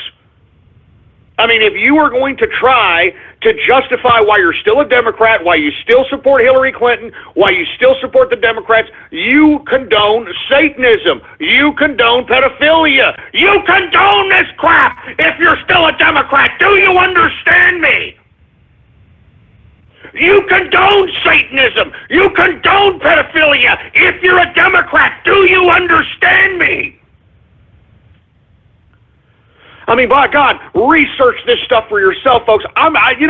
Everything I say, and that's what's so beautiful about being an internet radio show, is that anything I say, people can be like, what? This guy's lying his ass off. Let me go check it out for myself. Oh, my God, look, he's right. Good God, I didn't realize it. Oh, my God. I mean, that's the beautiful part about it. And you see, folks, that's why I have so many folks that listen to my broadcast at this point in time. And the reason they listen to my broadcast is because what I say is the truth. The truth! And that's all I'm after, folks. That's all I'm after is the truth. Anyway, folks, I'm going to move on from this Pizzagate scenario, but, folks, it is real. I mean, my investigation, the Capitalist Army investigations, and independent journalist investigations have shown that this is a highly connected, highly integrated, very complicated pedophile satanic network. And I think it goes beyond sex with children. I think that they kidnap children. I mean, I believe this personally. I'm sorry. And you know me. I'm a very rational human being. I dig in. I know what I know out of research. I don't just, pull something out of my ass here. But I think this goes into sacrifice, human sacrifice and cannibalism. I genuinely believe that. I mean, all the evidence points to that. And, folks, this isn't just here in America. It's happening in France. It's happening in England. It's happening in Germany. It's happening in Africa. It's happening all over the world. And this is just the tip of the iceberg here in America. And I think people need to wake up and realize that this is not the Garden of Eden. All right? And I always tell you that. This is not the Garden of Eden. And the people that are in charge are evil. And if the people in charge are evil, then what does that say about the place that we are living in right now? What does that say about our reality? So that's why I'm saying, folks, all right, keep it all in perspective. All right? Don't ever think that, everything is so great now. Hey, what goes up must come down. And right now, evil must go down. Evil must go down, because if it doesn't, I mean, folks, totalitarianism now looks a lot more scary with this Pizzagate scenario than it did prior. Do you know that? It looks a lot more scarier now when you got satanic pedophiles who kill children for human sacrifice to eat them. It looks a lot more scarier, doesn't it? Geez, here's somebody putting Snopes. Oh, a Pizzagate conspiracy is false. Hey, Snopes is ran by some stupid fat lady that the mainstream media has, or excuse me, a cat lady. I mean, she could be fat too, I don't know, but she's a cat lady, for heaven's sake, okay? And they've anointed her on the mainstream media as the end-all of supposed rumors, for Christ's sake. I mean, who is this cat lady? And you see how stupid people are real. Oh, if Snopes said it, it's a lie. You're lying, Ghost. You're lying. You're lying your ass off, Ghost. I'm not lying, you idiot. You can sit there and you can put your blinders on. If Snopes is going to make you believe that this is a conspiracy when there's a preponderance of evidence, a preponderance amount of, there's just so much evidence, it's pathetic. It would convict anybody else but these people, because why? They're in charge. That's why. Jesus Christ, Snopes. Don't ever quote Snopes to me again, all right? This is a no Snopes show. That is a dumb cat lady, all right, that just like literally just sits on her ass and just, oh, that's a rumor? Okay, let's check this out. Blah, blah, blah, blah. Oh, let me fix the narrative to this capacity because I am a leftist and the mainstream media has anointed me. They quote me, so I got to continue to be quoted by them. So I'm gonna refashion the narrative so it can be convenient for the mainstream media so they can quote me again. Jesus Christ, man. Good God. Anyway, folks, let me move on to another subject matter here because there's just so much stuff to talk about. I want to talk a little bit about the Ohio State University situation. For you folks that are unaware, there was a report of a shooting at Ohio State University, but then what happened was that shooting was of an officer, a true hero, mind you, that dispatched justice with extreme prejudice on some Somalian immigrant out here that happened to be a disgruntled Muslim, is what CNN is calling it. I'm not kidding. The mainstream media is now trying to reshape the narrative of I don't know what's this guy's name? Another Mohammed? It's another Mohammed, I think. Regardless, all right. Regardless. It's a Somalian immigrant, all right? Thanks, Obama. And not to mention John Kasich. I think people in Ohio, the kids that got killed and so on, I think they need to sue John Kasich for allowing these immigrants to come into his country, or come into the state of Ohio. Because let's be honest, Ohio is not bordering anywhere where immigrants in mass influx should be coming in. He's allowing them to come in. It's not like Texas where we got a goddamn border, that the president is telling the damn Border Patrol to stand down. It's not like that. What the hell are Somalians doing at Ohio State, for Christ's sake, man? Seriously, what are Somalians, immigrants, doing in Ohio State? Oh, excuse me, his name was Abdul Razak Ali Artan. Abdul Razak Ali Artan was the name of the guy that was a disgruntled Muslim, and according to the mainstream media, he did this because he was reacting to all the opposition and reactionary violence towards Muslims. So that justifies him running down kids and stabbing them as they're going to the university, huh? And let me tell you something else, all right? You dumbass college kids, this should show you dumbasses something. Y'all want sanctuary campuses? Well, there you go. You're going to have to put up with that, all right? You want a sanctuary campus, damn boy? That's what you're going to get. And you know what? When this happens, don't be sitting here and asking people for help. I mean, you're a sanctuary campus. You're supposed to be able to take care of yourselves. You're a sanctuary, aren't you, boy? Huh? I mean, that's why I'm telling you, dumbass college kids, you take your heads out of your ass, all right? I mean, just ask the folks in Europe who accepted these migrants with open arms, folks. These were liberal socialists in Europe. They accepted these migrants. They said, oh, come on in, don't worry, we love you. We know you've had a hard life. Come to Europe and be socialists with us. It's so beautiful. And what happened? They're taking over the country and implementing Sharia goddamn law. They're destroying the goddamn culture of France. They're destroying the culture of Germany. They're destroying the culture of Sweden. That's what I'm saying, folks. That's why I'm saying you folks need to take a good look. I'm talking about you folks out there in these college campuses that are claiming that you want sanctuary campuses on your college campus. All right? Look at this disgruntled Muslim is what they're calling. They're calling him a disgruntled Muslim. He was disenchanted and reaction. He just reacted to the extreme opposition to Muslims. It's just utterly pathetic and ridiculous. All right? And as I stated, if one of these children, the parents of one of these children, or one of these kids that got killed, you need to sue John Kasich personally, because this guy went completely against what the Republicans stand for, and he decided to do this out of his own fruition.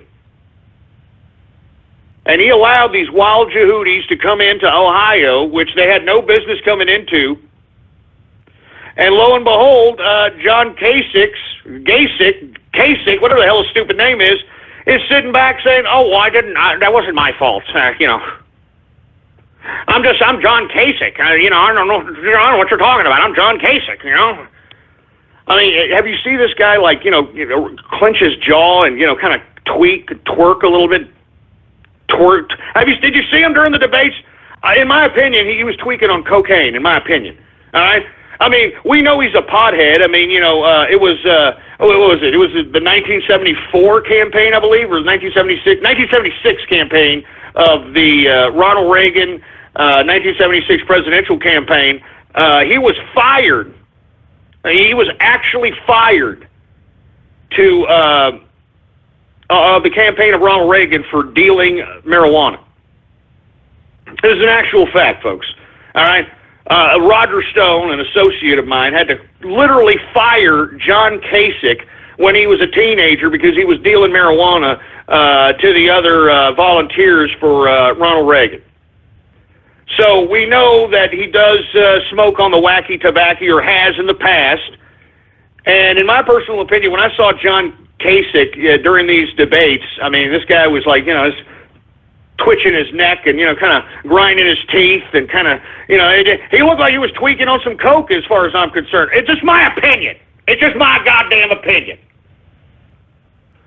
But anyway, once again, the religion of peace strikes again, all right? And as I stated, you all on these campuses, you all want sanctuary cities. There you go. Or sanctuary campuses, excuse me. There you go. That's what you're going to get on a sanctuary campus. You dumb kids, you don't realize that before Barack Obama came into power, you could not only write off your student loan on bankruptcy, which you can no longer do anymore, so that's why you have to pay on it for life. But, campuses used to be a place where it was safe from any kind of violence, any kind of ghetto, white trash, or barrio influence. Folks, have you been to a college campus lately, for Christ's sake? I mean, it looks like the ghetto. It looks like the freaking ghetto. I mean, do a YouTube search right now, college campus fights.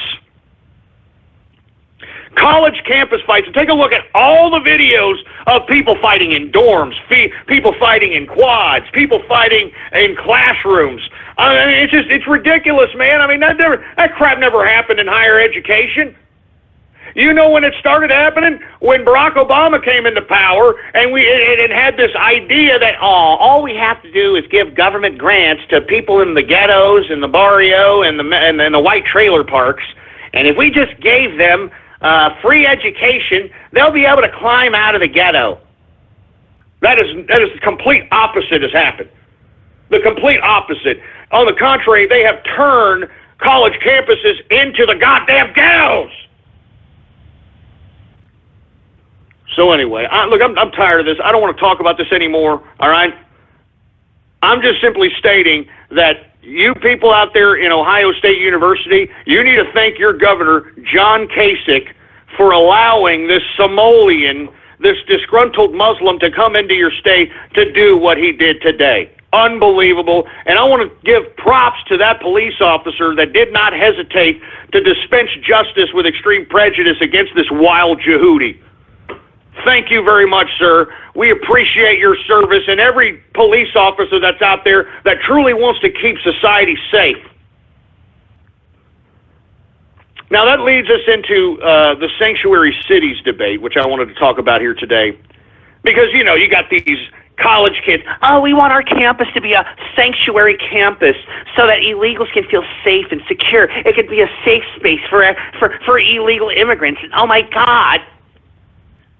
Well, sanctuary cities, folks, which I believe San Antonio is one. I believe Austin, Texas is one. I believe a lot of them in California are. I believe there's a lot of sanctuary city, meaning that the city government does not prosecute illegal immigrants if the police in that municipality find them. They don't, take them down and turn them into Border Patrol or ICE agents. No. No, they just let them go.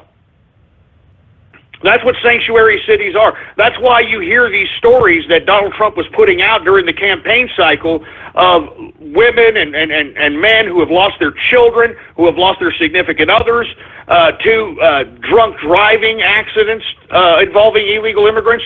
And even though these illegal immigrants kill their significant other, they're walking the street. They're walking the streets. Why? Because they're illegal immigrants. They're not citizens. It's sick.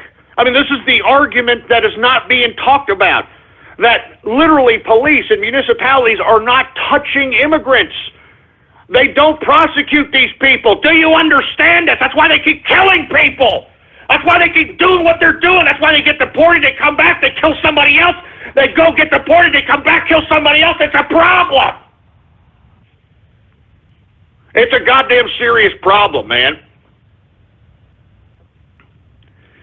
And now you've got these sanctuary cities. Now that Donald Trump is going to become president of the United States here in January, within his first 100 days, he is going to solve the immigration problem. He's going to make that first on his priority.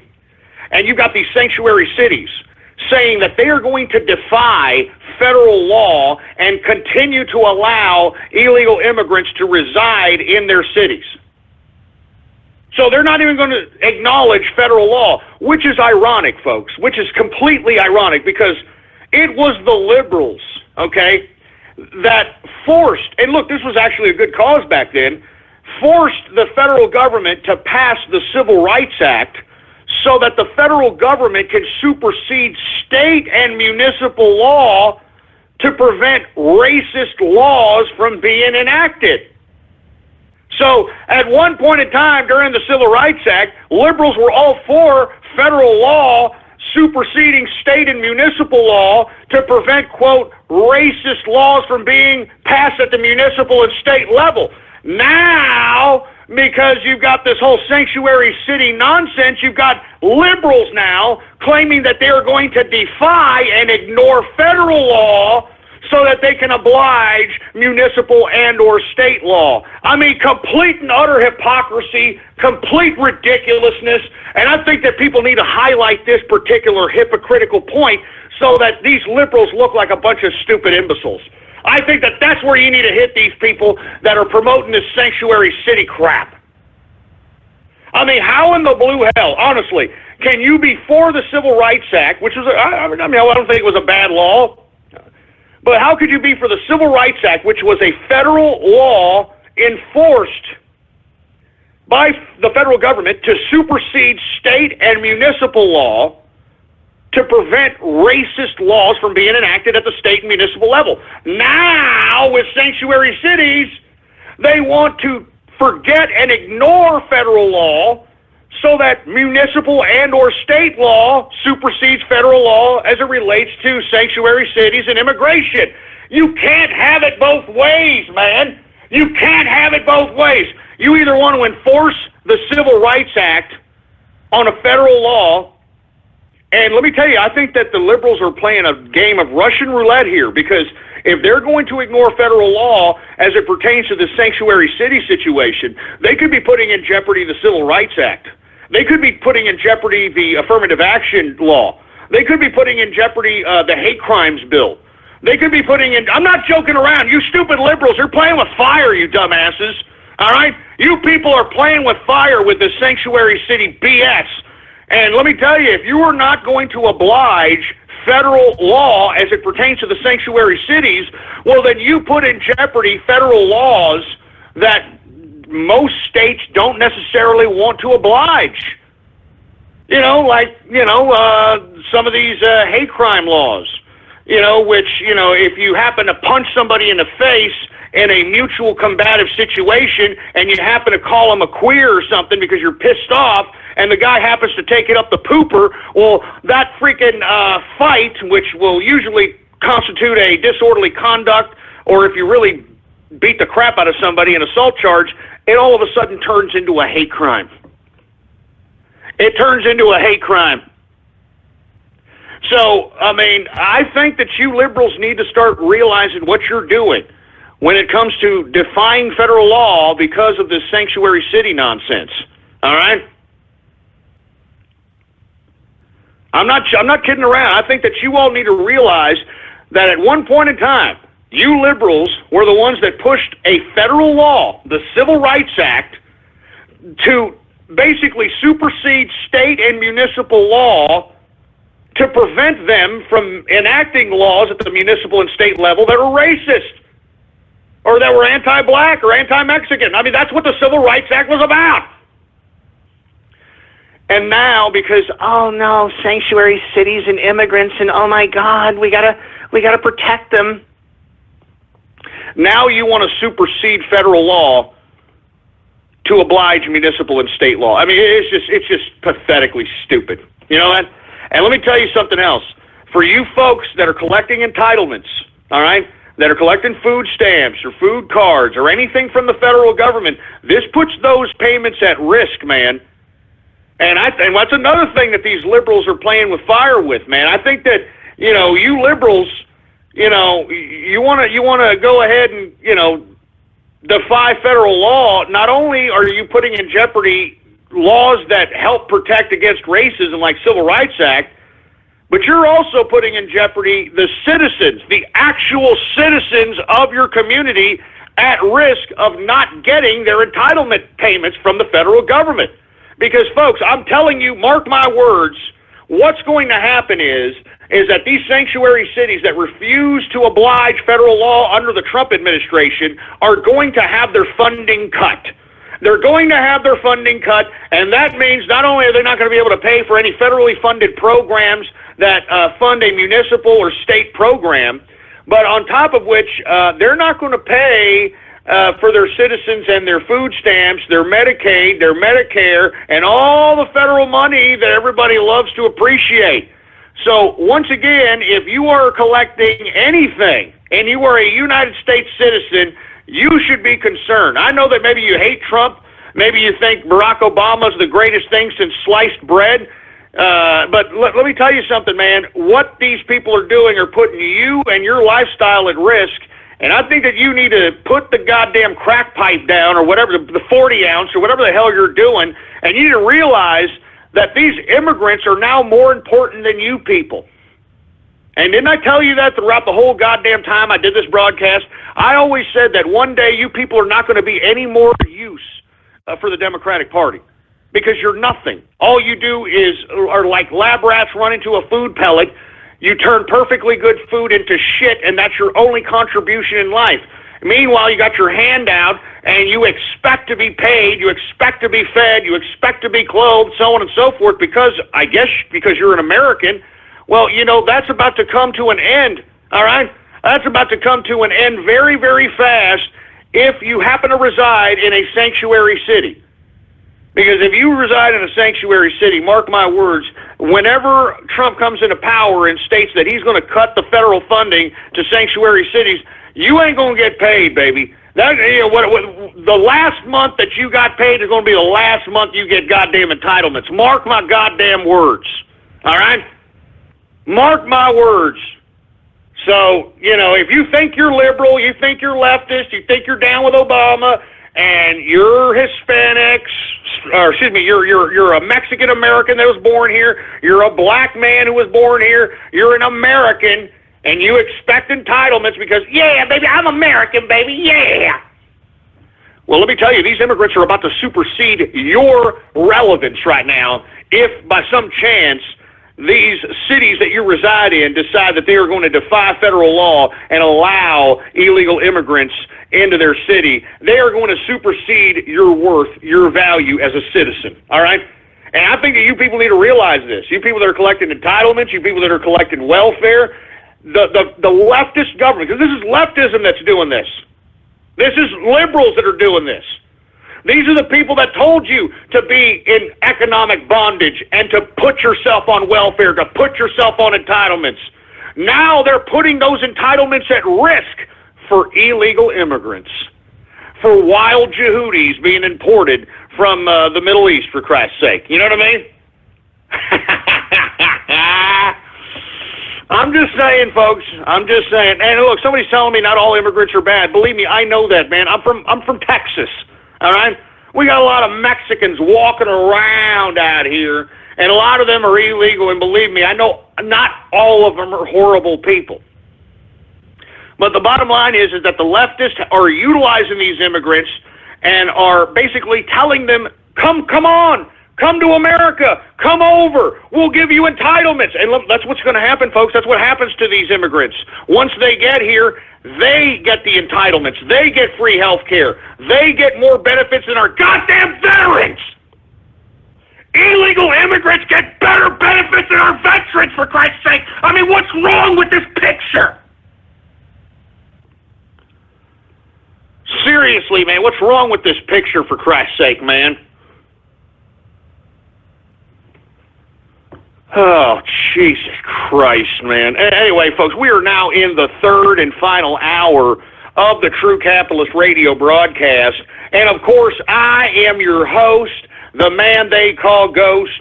And once again, folks, I want to thank you very much for tuning in with me. If you have not already done so, please follow me on Twitter, folks.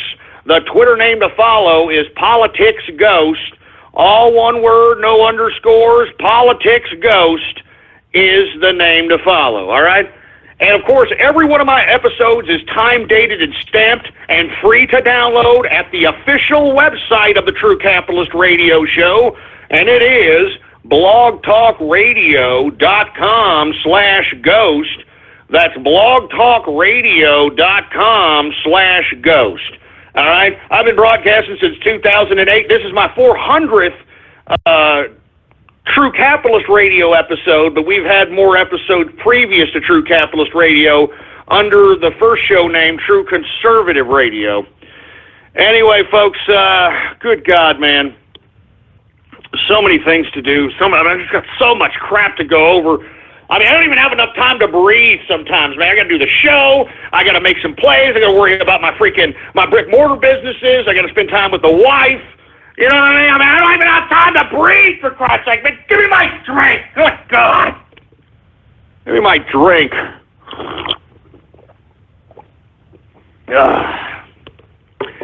I'm serious, man. I don't even have enough time to breathe out here. Anyway, let me get to these last two subject matters, and then we're going to go ahead and get to Radio Graffiti here. Why does Jill Stein want a vote recount, really? Huh? And why does she need millions and millions of dollars to do it? Folks, Wisconsin already said that they are refusing to recount the vote. Michigan has already stated that it's doing the same thing. So at this point in time, what did Jill Stein do right after that news broke? It wasn't but maybe about an hour and a half ago, she's out there filing the paperwork in Pennsylvania to recount in Pennsylvania and asking for more money. She's asking for more money, for Christ's sake, man. Can you believe this crap? More money, Jill Stein, for Christ's sake? I mean, let me tell you something. Bernie Sanders and Jill Stein are utter proof on how unscrupulous, disgusting, weaselly, pathetic liberals truly are. How disingenuous, just complete hypocrites, just liars. I mean, they're just pathetic, man. I'm serious. And you know what they get off on, or what they get by on, I should say, is the fact that they get everybody on board and, get everybody hyped with all this leftist, socialist, communist rhetoric of free this, free that, free this, free that, and yet they're asking you for money. I mean, it's the biggest goof of all time. I'm serious. I mean, they're sitting here, they're preaching to you that they're going to give you free health care, they're going to give you free housing, they're going to give you a free car, they're going to give you a chicken in every pot, and all this crap, free college, all this crap. Meanwhile, they got their hand out saying, but you got to give me money so I can make it happen. I mean, are you kidding me? I mean, I'm serious. I mean, can you just give me money and I'll make it happen? I'll give you everything for free, but you got to give me money. Oh, Jesus Christ, man. And let me tell you, Anybody who donated to Jill Stein's recount, it's not going to do a bit of good. You people are stupid. I mean, she took you for all you're worth. I mean, how much did she raise? $7 million? $7 million for a recount that's not even going to happen. Huh? And you see, there's no refunds.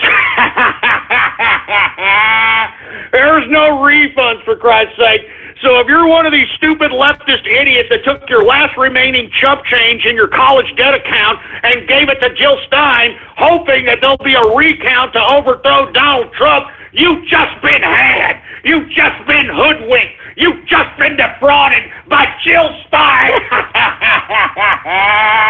I hope that you leftists remember this, you savor the flavor and realize how much fraud, how much deception, how much lies these socialist leftists have done to you this election cycle. And I hope that you realize that being a leftist, socialist, communist piece of trash is just nothing. I mean, you're just a liar. You're a soulless piece of crap. You have no dignity. No one really respects you, and that's why you got to lie to more and more people so that you can continue to get more and more respect. That's why you got to keep lying, for Christ's sake. You got to keep lying. So anyway, as I'm stating, folks, if you are donating to the Jill Stein recount, you are a damn fool. You're an idiot. You're just like the feel the burn victims of Bernie Sanders. And let me tell you, Bernie Sanders is the king of this, political socialist fraud. This guy has over $200+ million of feel the burn money. I mean, that's why he bought his third summer home out there in Vermont by the lake. Huh? Old Bernie Sanders. Now, because he stepped down and didn't contest the damn convention, which he was in the position to do, folks. He had the delegates. He could have contested the convention. He didn't do it. Whether he was threatened, whether he was slapped around, it really doesn't matter. He didn't do it. And as a result, folks, how did the Democrats reward him? He is now the senior member on the Senate Finance Committee. Or the Senate Budget Committee. The Senate Budget Committee. Oh, so he's going to be in charge of the money now, huh? He's going to be in charge of the money.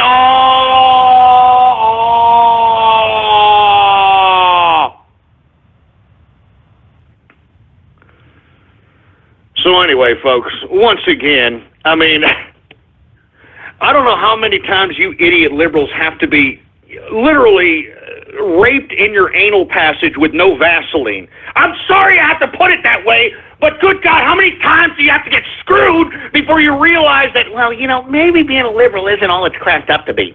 Maybe it's a scam.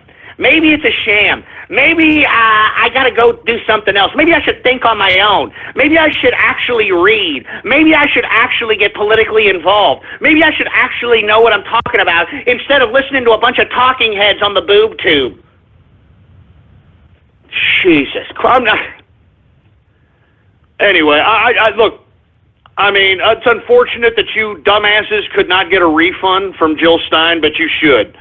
All right? Because you all got had, you all got, hoodwinked, and that's all there is to it. All right? Jesus Christ, man. Anyway, let me move on to the last subject matter, because this goes in line with what I was talking about earlier in the broadcast, and I was talking about Pizzagate, and how Pizzagate is not only being investigated by the capitalist army and other independent journalists throughout the internet, but it is also being censored, folks. I mean, we talk about how the cannibal CEO the Reddit CEO Stephen Huffman literally took down the subreddit relating to the investigative work of Pizzagate. And now, ironically, you're starting to see this big push by the mainstream media about, quote, fake news. And, I find that ironic that the left are the ones that are pushing forth this idea of fake news, because wasn't it the left that started pushing out this whole idea of satire-like news? Like The Onion comes to mind, There's a couple of other dumb satirist news sites in which they blatantly put out completely fake news, and people think of it as legitimate. I mean, it's, I think the left started this whole fake news connotation, and I'll be completely honest with you, I'm not a huge fan of fake news. I think it's pretty sad that people utilize this in an attempt to troll or an attempt to wax their carrot to some capacity. But I don't think it's that rampant that it's going to change the narrative of the majority of people. All right? In my personal opinion, I believe that it's mainstream media that is more dangerous than, quote, whatever these idiots in the mainstream media are calling fake news. I mean, what's more fake than what's being projected on the boob tube, on CNN, on MSNBC, on ABC, on NBC, on CBS? I mean, what's being projected in the mainstream media is completely fictitious. I mean, it is false. It is lies. It is slander a lot of the time, for heaven's sake. I mean, just take a look at all the mainstream media coverage relating to Hillary Clinton during this damn presidential cycle. They were all in the tank for Hillary Clinton, for Christ's sake. And now they're going to talk and have the audacity to try to shape a narrative of fake news? Fake news, for Christ's sake, man? Give me a break. I'm serious. I can't believe that the mainstream media is actually shaping this narrative of fake news. I'm in shock. I'm in complete and utter shock that they have the audacity that they could do this. I can't believe it. And you know where they're going with this? They're trying to basically focus on the alternative media. They're trying to focus on Breitbart. They're trying to focus on DrudgeReport.com. They're trying to focus on Alex Jones, for Christ's sake, at Infowars.com. Let me tell you, I can't believe that this is the narrative that's being shaped by the mainstream media. But then again, it's their last attempt to try to utilize this narrative, this fake news narrative, to regulate internet journalism. You see, when it comes to their lies, when it comes to their lamestream slanderous lies, all of a sudden they don't want no regulation. I mean, Donald Trump has alluded to the fact that he may change certain libel laws so that journalists will be prevented from literally putting out deceptive lies on people. But now they're sitting here trying to talk about fake news. I'm telling you, folks, you couldn't get any better of a source of information than the internet. And if you find an article that you can't believe, well, then research it, man. Go to 3 or 4 different search engines. Click a couple of links. I mean, how hard is it, for Christ's sake? Do it while you're taking a crap. I mean, how hard is it, for Christ's sake, man? You couldn't get a better resource than the internet. I mean, you can check and recheck, for heaven's sake, man. You can go to a variety of different sources. You can go to forum posts. You can go to actual articles. You can go everywhere and surmise your own analysis. That's what this was about. That's what the whole idea of the internet was about. It's to have information at your fingertips so you can enlighten yourself, so you can educate yourself, so you can have enough brain power to analyze what's going on around you and make a right decision. That's what having knowledge is all about. Good God! Instead, what are we using the internet for? Now, yeah, I'm looking for somebody to Netflix and chill, baby. That's what I'm looking for right now. I want Netflix and chill, baby. You're utilizing the internet, for Christ's sake, to have freaking affairs, Facebook finger-banging sessions and all this other crap, man. I mean, this damn innovation of the internet was put here so that you can gain knowledge. So you don't have to be an ignorant piece of trash your whole life, for Christ's sake, man. Anything that you've ever wanted to know is at your fingertips. You can find it out. It's up to you to take the initiative to find it out and remember it. You have to remember it, you idiots. I mean, folks, I'm going to be honest with you. I've been on the internet for a long time, okay? And, I used to patronize some of these chat room communities, these voice chat room communities. And I've been recently patronizing one, not a lot, but, a couple of times. And, the same people that were chatting freaking 10, 12 years ago, okay, are still chatting there today, and they are still as ignorant as they were 10 or 12 years ago. I mean, you know what that means? That means that these people, and these are people in political chat rooms, and then, they sit around supposedly talking about politics all day, and yet they have not facilitated their intellectual potential into a higher framework in 12 years of talking about politics. And you see, folks, this is the mentality that you have to get out of. If you're one of these people that have not progressed your mental capacity, then you're an idiot. You should be progressing your mental capacity every single day, every year, every decade. You should not sound like the same way you did 10 years ago.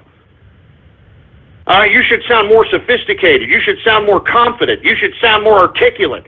You should sound like you know what you're talking about. But if you still sound like the same stupid idiot that you did 10 years ago, then you literally have been just going through life like a complete and utter idiot, like a buffoon, like some absent-minded space cadet that's just like, oh, merrily, merrily, merrily, merrily, life is but a dream. Jesus Christ. Anyway, look, I'm done with this crap, all right? I'm done. All I'm saying is that don't believe this fake news narrative crap, and if they are going to talk about it, let's talk about how the left started it. Liberals started this fake news satire crap. I remember The Onion, man. The Onion has been around since like the early 2000s, man. And they have been pumping out fake crap that people still believe to this day, and all these people do is like, they believed us. So, I mean, listen, I'm not saying anything should be done about The Onion, but if you're going to be talking about fake news, why don't you point the direction on what fake news is? That's what fake news is. Don't be pointing at drudgereport.com. Don't be pointing at Breitbart. Don't be pointing at Alex Jones and InfoWars. Don't be pointing at True Capitalist Radio out here. We are independent journalists. We are independent media. We do not need you, all right? We reach more people than your little pissing ground network political shows. You know it, and I know it. That's why y'all are losing your influence in shaping the narrative of the people. And you know it, lamestream media, because these people aren't stupid anymore. They can go out and get the knowledge. They can go out and receive proper information. They can go out and understand what you are saying on that boob tube is nothing but a goddamn lie. It's slanderous lies. And frankly, folks, I cannot believe that people that are on the boob tube, these talking heads, can wake up in the morning, look at themselves in the mirror, and then go back to sleep at night. I cannot believe this. Soulless cash whores is what these people are. And let me tell you, at some point in time, they crack. I mean, look at old Kanye West over there. I mean, this guy blatantly admitted he sold his soul. He's blatantly put out all kinds of esoteric, satanic symbolism throughout all of his videos, Egyptian esoteric symbolism, so on and so forth, Aleister Crowley symbolism. And at that concert in Sacramento here recently, he just snapped. He got out of it. He couldn't take it anymore, and I don't know. I read and also saw the breakdown, and I don't see where he said anything out of the ordinary. I don't see where he said anything psychotic. I think that he was actually telling the truth. And because he was telling the truth, folks, you can't do that when you sell your soul. You can't do that when you sell your soul. So they, according to reports, took him against his will to a goddamn institution. And now, folks, that institution that he's being held at is being guarded like a fortress. I mean, not just by hospital staff, folks. It is being guarded like by Kanye's supposed security around the perimeter. I mean, seriously, they're not allowing him to leave. I think that people should be more concerned about Kanye West here. They could be torturing this guy. They could be putting him under tremendous amounts of influence of narcotics, psychotropics, drugs, so on and so forth. So that's why I'm saying, man. I mean, you need to realize what's really going on, and the answers are there. You just got to go out and look for them. Knowledge is power. Always remember that. Knowledge is power. Knowledge is power. Knowledge is power. Why do you always hear about these secret societies having the, quote, secret knowledge? The secret knowledge. Because knowledge is power.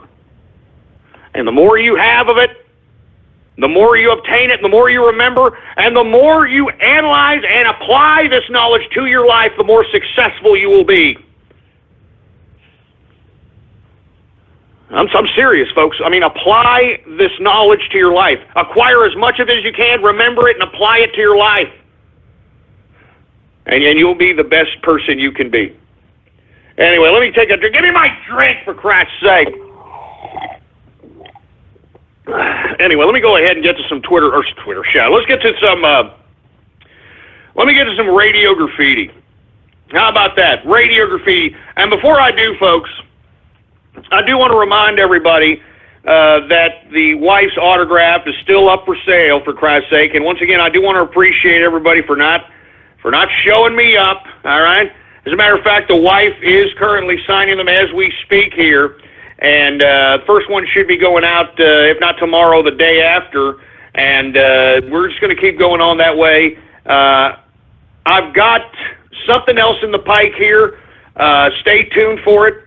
But we shall see. And, of course, if you want yours truly's wife's autograph, Mrs. Ghost, go ahead and go to and type this in on your browser, ghost.market.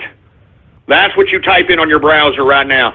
Ghost.market, all right, and get yourself a Mrs. Ghost autograph. And as a result of that, folks, we're gonna see what we have afterwards. After that, I don't know. The cans may be coming up next after that.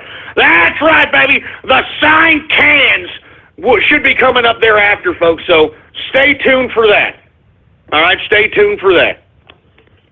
I'm serious, like an actual signed can from yours truly, from cans.wave right here, baby. Stay tuned for that. Just in time for the holidays! Anyway, folks, let's go ahead and get to everybody's favorite part of the broadcast, and I'm talking about radio graffiti! That's right, folks. Radio graffiti, the part of the broadcast where the spectators become a part of the spectacle. All you've got to do is give me a call right now at 425-390-6146. And when I call on your area code, you got exactly 3 to 4 seconds to say whatever it is that's on your mind. That's why we call this radio graffiti, all right? Anyway, folks, do we got any goddamn radio graffiti callers there, engineer?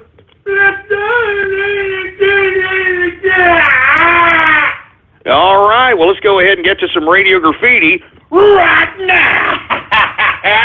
And I already got people on Twitter saying, oh, man, Ghost, come on, I want 2 cans, I want 3 cans.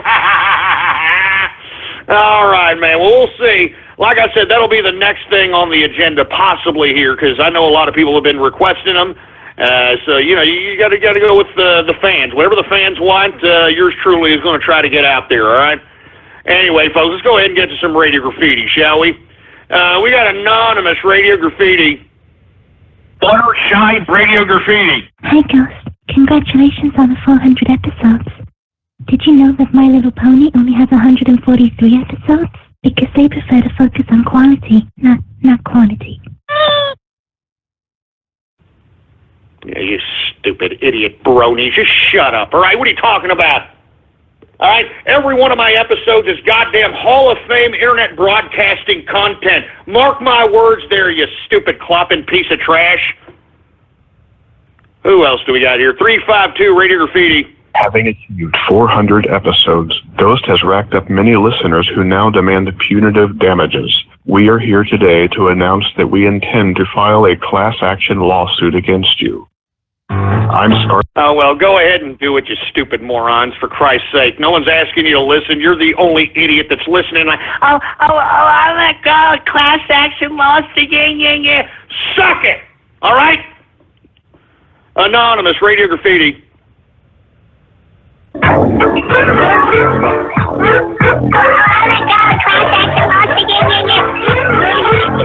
Bro, you just shut up, all right? What are you talking about? You know, we're gonna see what we have afterwards after that. Well, the cans may be coming up next after that. That's right, baby. The signed cans. Well, should be coming up there after, folks. So stay tuned for that. That's the white hot. Hey, look, enough of the goddamn cartoon splices. And look, you internet butt stalkers with these damn Insta splices, man, you got problems, man. Seriously. You got sick-ass problems. How about Anonymous, Radio Graffiti? My name is Cleveland Brown, and I am proud to be right back in my hometown with my new family. There's old friends and new friends and even a band. Shut up, all right? Hey, look, we're not promoting any Seth MacFarlane crap here, all right? That guy's a complete sellout freaking idiot, and he needs to come out the closet already, as far as I'm concerned. Anonymous, Radio Graffiti.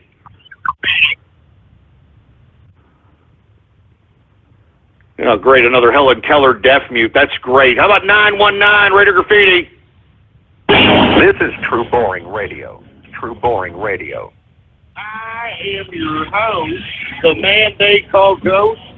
The badass of boring topics. Give him something boring to talk about or give him death.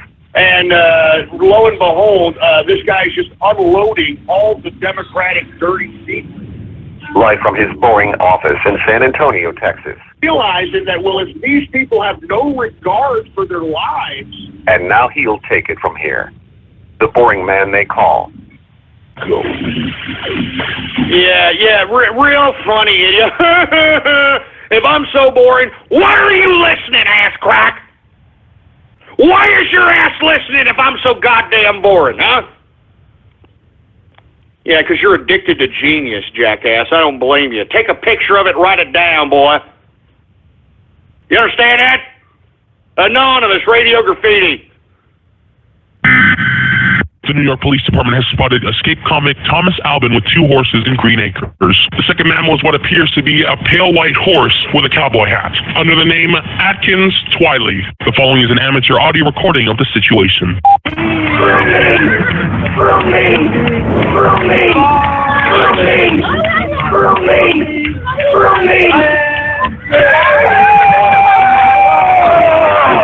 I was the hit of the evening.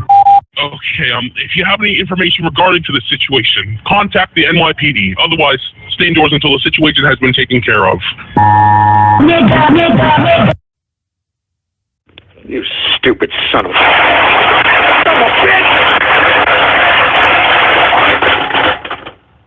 That sick-ass, disgusting, clopping crap! Man, it's my 400th episode, for Christ's sake, man. Have a little bit of respect, man. This is my 400th episode. Jesus Christ.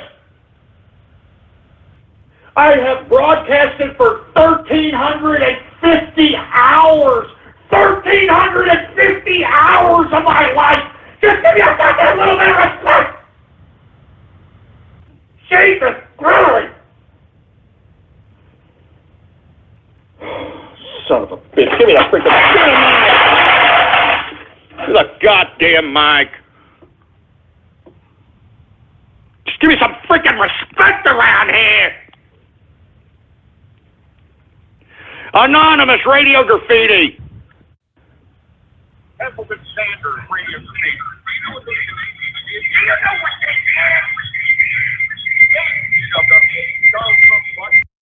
Oh man, that's a bad Obama phone, boy. That's a bad Obama phone, boy. How about 781 Radio Graffiti? Happy 400th broadcast, Ghost. Hey, man, thank you very much. I appreciate it. I mean, did you see that? Why can't people be more like that? Why can't people be more like that, for Christ's sake, man? 400 episodes I've been broadcasting, man! 400 True Capitalist Radio episodes, for Christ's sake! Have a little bit of freaking appreciation, please! Please just have a little bit of goddamn appreciation, for Christ's sake! Jesus Christ, man. 732 Radio Graffiti. Yo, Ghost, how's it going? Happy 400. Hey, I appreciate it. Thank you very much. You see, how hard is that? I appreciate that, man. Thank you very much. Who else do we have here? How about Anonymous Radio Graffiti? Captain Howdy Radio Graffiti. Children should be subjected to any kind of sexual abuse. And I've got... no, I'm not even going to go there. And whoever Captain Howdy is, you should be trolled off the internet if you're going to be making jokes like that. Seriously, man. I have no excuse for child molesters. And I think you should be doxxed. I think you should be freaking... I mean, the worst of the worst should happen to anybody who jokes around and thinks it's funny to be some child molester piece of crap. They should be reported. They should be investigated. I'm not joking around. I'm sick of this child pedophilia. It's not even something to be joking around about there, you stupid, dumb jerk-off. All right?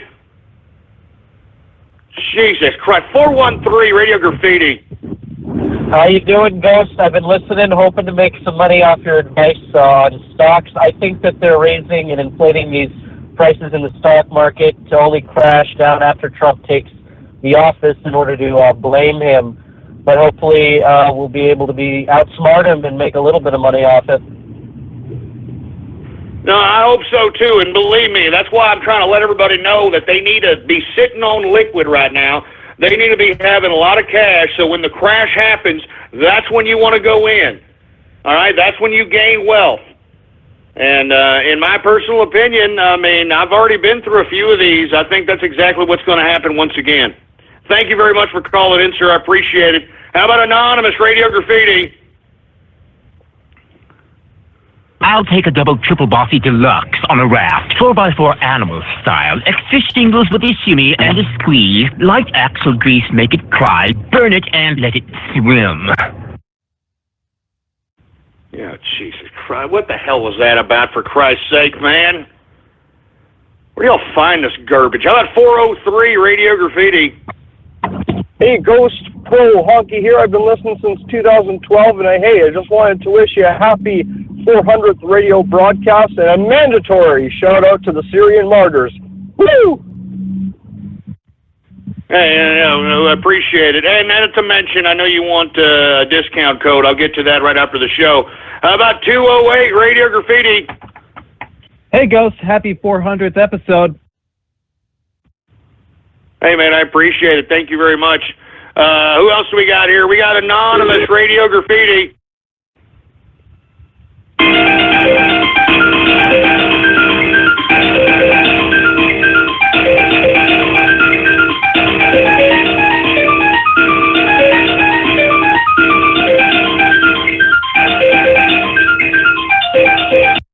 I mean, what the hell? What the hell was that? What the hell was that? Was that like a fast version of Chocolate Rain? Oh my God, I can't believe it's chocolate rain. I took a big cock in that chocolate rain. Excuse me, I'm sorry. I hate that song. I'm sorry. It was stupid then, it's stupid now. How about 360 Radio Graffiti? Hi, man. Love the show. Happy 400. Hey, man, I appreciate it. Thank you very much, man. Who else do we have here? How about Anonymous Radio Graffiti? The San Antonio Police Department has issued a civil danger warning for all counties. Snake Raiden is currently running over innocent capitalists with a stolen bus, quote, named the Retard Bus, suspected to be previously owned by the lay-plagued Teutonic. Police are on the street and civilians are fighting this. What the hell is it? Oh my God, that's the bus! Sorry, mate, I thought this was Ghost's office. Sorry about that. Retard Bus! What the hell was that? What in the hell was that? Good God, what the hell was that about? How about 559 Radio Graffiti? Ghost, I don't know what you're talking about with all this tinfoil hat stuff. What you ought to be telling these young is for them to keep their time, man. Well, you know, I couldn't even understand you because it sounds like you have a goddamn Obama phone, or it sounds like you got the damn microphone shoved so far down your throat that it's... Never mind. 425 Radio Graffiti. Hey, Ghost. We're having sex together, aren't we? Ghost Jr. Yeah, it's not funny. I don't understand why people think that making like a homosexual joke is funny anymore. I mean, you know, it's not funny anymore. It was funny when like homosexuals were like a minority, for Christ's sake. In my personal opinion, I think everybody's a freaking fruit bowl at this point in time. All right, I'm not joking around. I mean, you got freaking. I'm afraid to even go into a freaking public bathroom anymore because I'm afraid that, you know, first of all, I don't take dumps in freaking public bathrooms because, first of all, I don't like the sanitation of the idea of that. Just put it first and foremost, and secondly, this whole toe tapping situation crap. Have you heard about this? Huh? Yeah, you're in there pinching a loaf, you know, in a public bathroom, and, you know, the idiots next door tapping their freaking toes over there because they want to either feel or give you a mouth hug on your Johnson, for Christ's sake, man. Or if you're at the urinal, you know, I'm taking out the Long John Home sausage out here, you know, draining the weasel. I got idiots trying to scope out my freaking Johnson, for Christ's sake, man. So, look, the bottom line is, the point I'm trying to make is like, you know, you trying to sit here and say, oh, yeah, I want to make a gay joke. I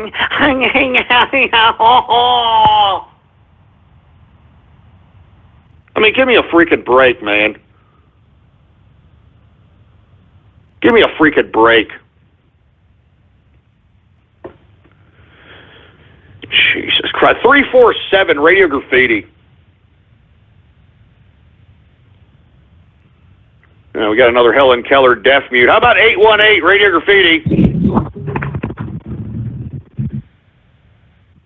Hey, Ghost, how's it going?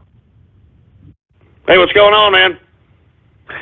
I would just like to wish you a happy 400th broadcast. I've been listening since 2012, and I gotta say I'm really enjoying your show. Hope that I can continue listening from here on out. Maybe for another 4 years. Hey, man. I hope so, too, man. Hey, thank you very much. I appreciate it, man. Look, I'm glad now, all right? I'm glad I'm finally getting a little bit of props out here. It's my 400th episode, for Christ's sake. It's my 400th episode. Good God. I deserve a little respect, man. I deserve a little goddamn respect, for Christ's sake. Good God. How about Anonymous Radio Graffiti? I'm Scarlet Moon, and I want to sue Ghost for punitive damages, also for being an angry racist Jewish hambone. I'm Tony Atkins, and I'm suing Daddy for child support. Hello, my name is Asho, and I am suing Ghost. I am Disco Waffle, and I'm suing Ghost for granny abuse. My name is Brony Drumming, and I'm suing Ghost because he is an engineer-abusing, wife-abusing cock. I'm Liquid Schwartz, and I'm suing Ghost for $420.69. Hello, this is Tyson Rocket, and I am suing Ghost.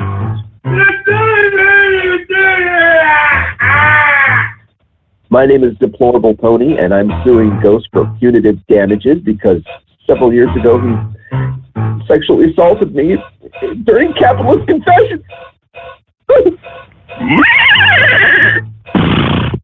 I am Dr. Bristle, and I'm suing Ghost.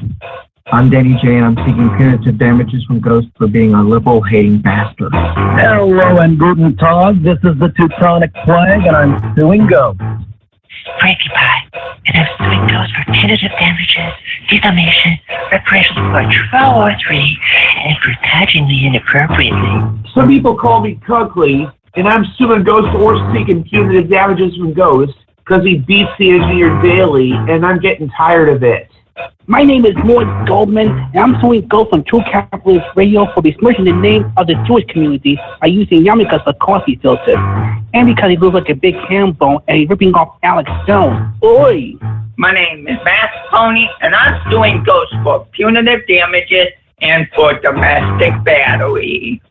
My name is Epic Voice Brony, and I'm suing Ghost for punitive damages because he still hasn't paid me. For voicing the new Brony-themed intro he requested because he said the old one was starting to suck. You know what, you sons of... Why don't you do this? Why don't you do this? You son of a bitch! Why don't you sue this? Son of a bitch! Huh? Why don't you sue a little bit? Sue this! Why don't you sue that? Why don't you sue that, you stupid little brony little twat? Why don't you... Yeah! Damn it, I wish this was your clapping little... face! This is what your face! Damn it, I wish that was your face! Each and every one of you stupid little brony clapping bastards, I wish it was your face! Good God, man! And wait, give me the mic. Give me the freaking mic. Was that the freaking Teutonic Plague? Did I hear Teutonic? That freaking brony bastard! Damn it, these freaking bronies! I can't stand them.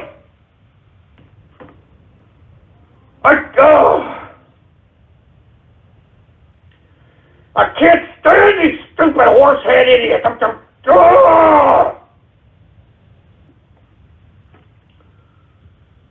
Damn it, it makes me sick.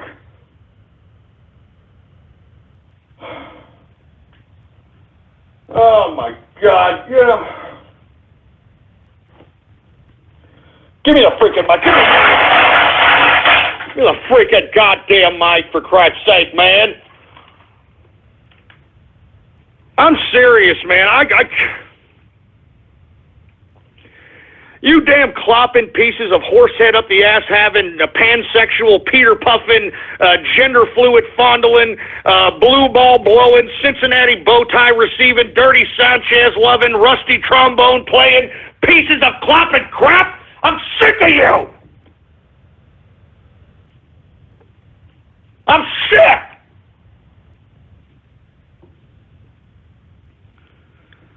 I'm serious. I'm so sick, man. I'm sick.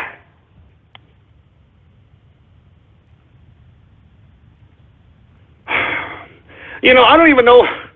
I'm serious. I don't even want to go on with this broadcast anymore, man. This is supposed to be my 400th episode.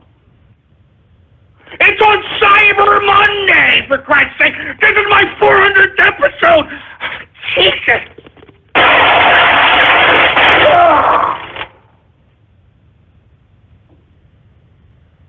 Good God, man!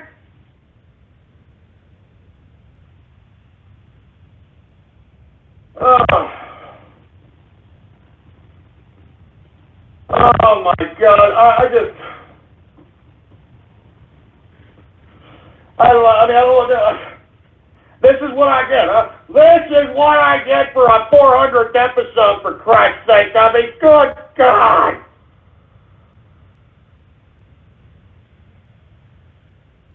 Good God!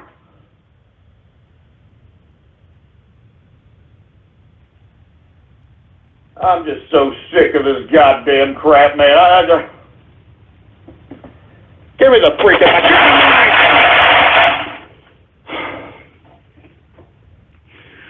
Yeah, I don't even know why I do the show. Sometimes I don't know.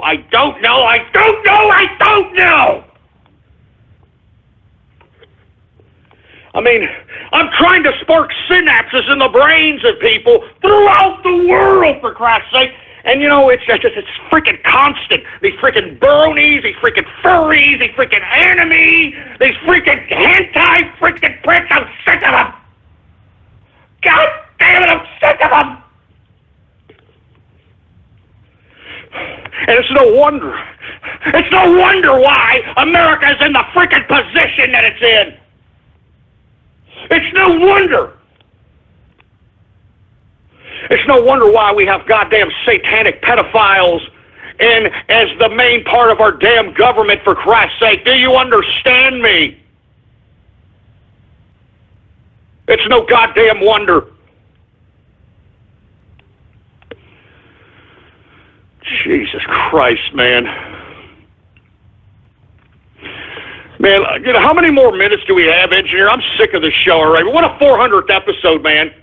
What a 400th episode. What do we have left, engineer? God damn it. 15 minutes. All right, look. I've got 15 minutes to go, all right? On my 400th episode on this Cyber Monday, for Christ's sake, all right? I wish that you'd give me a little bit of appreciation, all right?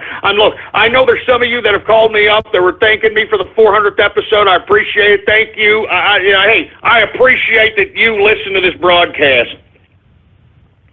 But by God, these dumbass troll terrorists, cyber vermin, sons of bitches, man, I wish we were in a bar room right now. I'd beat the bejesus out of all of them. By God, I'm not joking around. It's nothing for me to whoop a man's ass. I don't think people understand that, boy. I don't think people understand that. Oh, Jesus Christ, man. I'm gonna take a couple more calls, man. Don't piss me off. Don't freaking piss me off, man.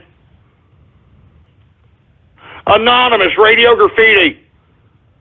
Captain Howdy, Radio Graffiti. No, I hope trying to let everybody know that children should be subjected to my freaking John. Hey, I tell you what. Anybody who doxes Captain Howdy and turns him into the authorities, I'll give you a free ghost autograph. How about that? Because look, I'm not joking around. I am not putting up with anybody who is going to be making fun of children at this point in time, man. Not after this Pizzagate crap. I'm not joking around. Not after this Pizzagate horse crap. Seriously, I'm not, let me tell you something.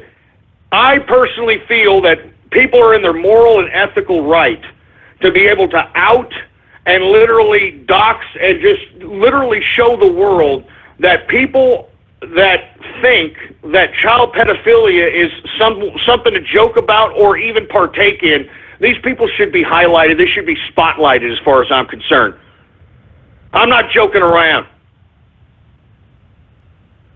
So, seriously, whoever's a friend of Captain Howdy or anybody of that nature, you're just as targeted as well. Because if you are going to sit here and allow this idiot and think that this is funny, you all should be subjugated you should be spotlighted, I should say, excuse me. You should be spotlighted and investigated. 585 Radio Graffiti. Hey, Ghost, happy 400th episode. I was wondering if you had a favorite episode of yours that sticks out in your mind. I know 69 was a great one back in the day. No, probably the Christmas Eve episode.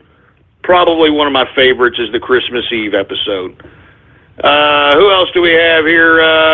How about Anonymous, Radio Graffiti, Disco Waffle, and Willie Atkins. Did we get a major fail, engineer? Jesus Christ.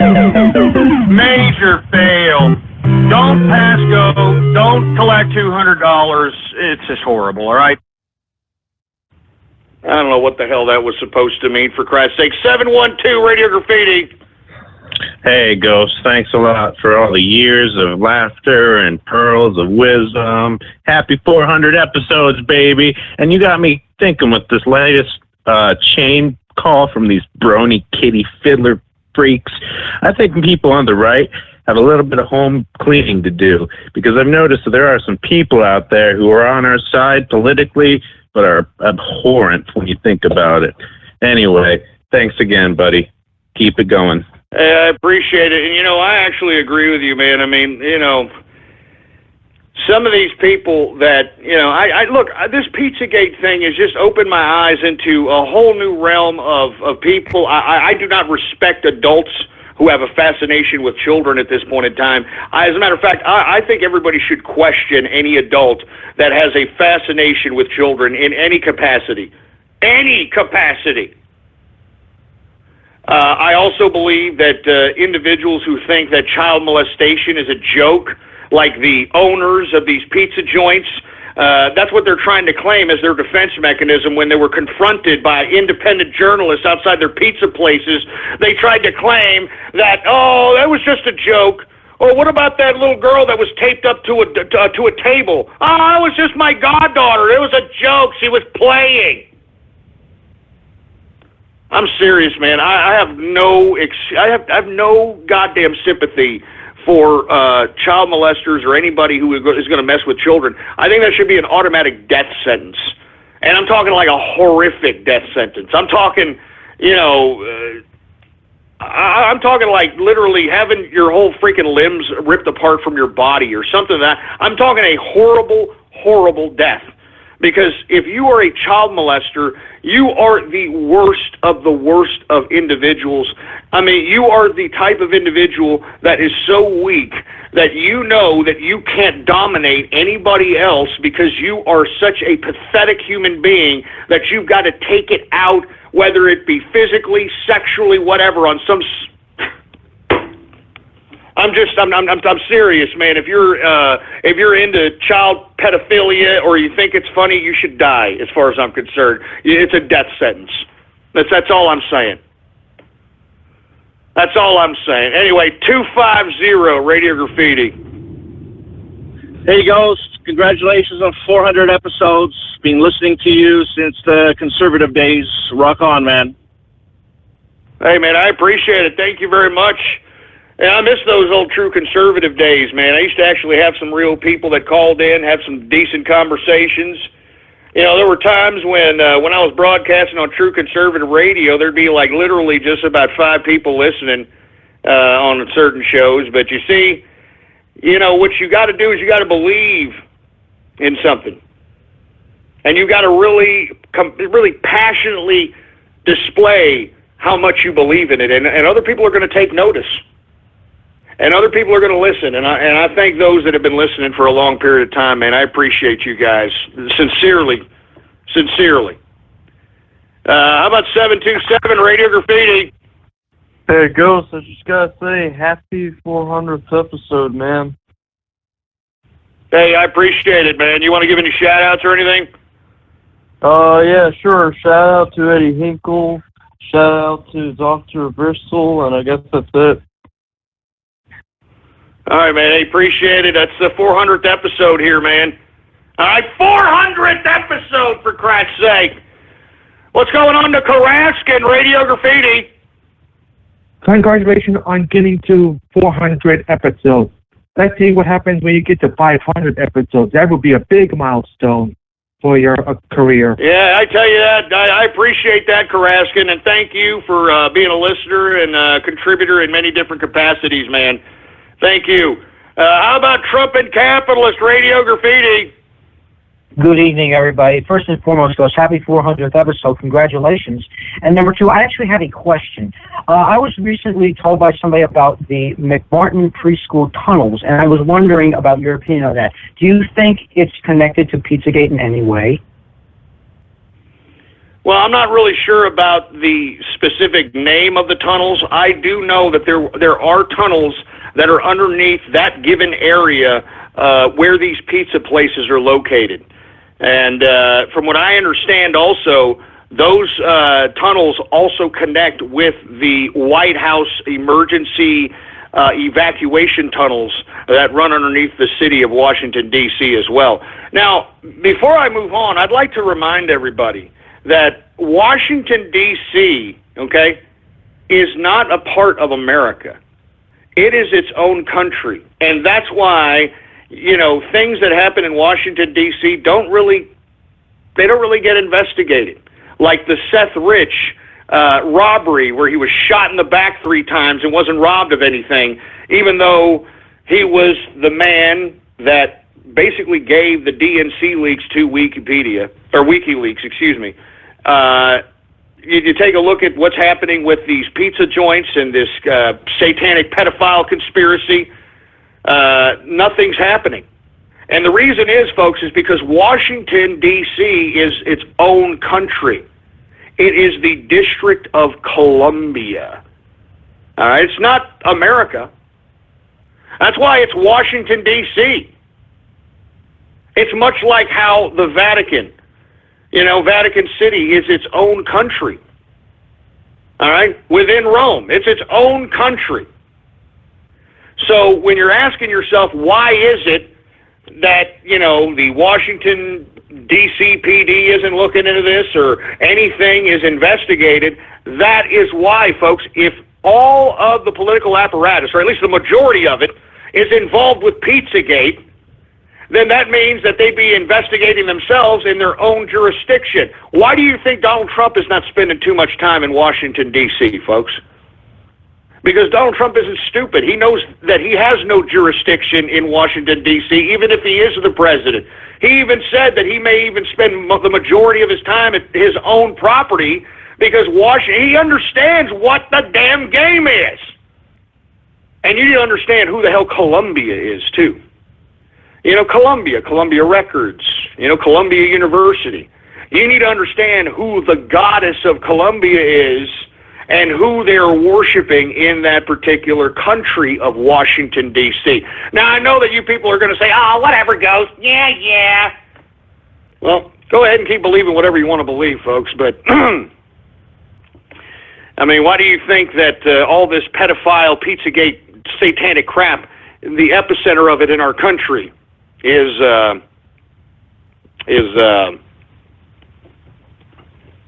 in Washington, D.C.? Anyway, how about 919 Radio Graffiti? This is True Capitalist Radio. True Capitalist Radio.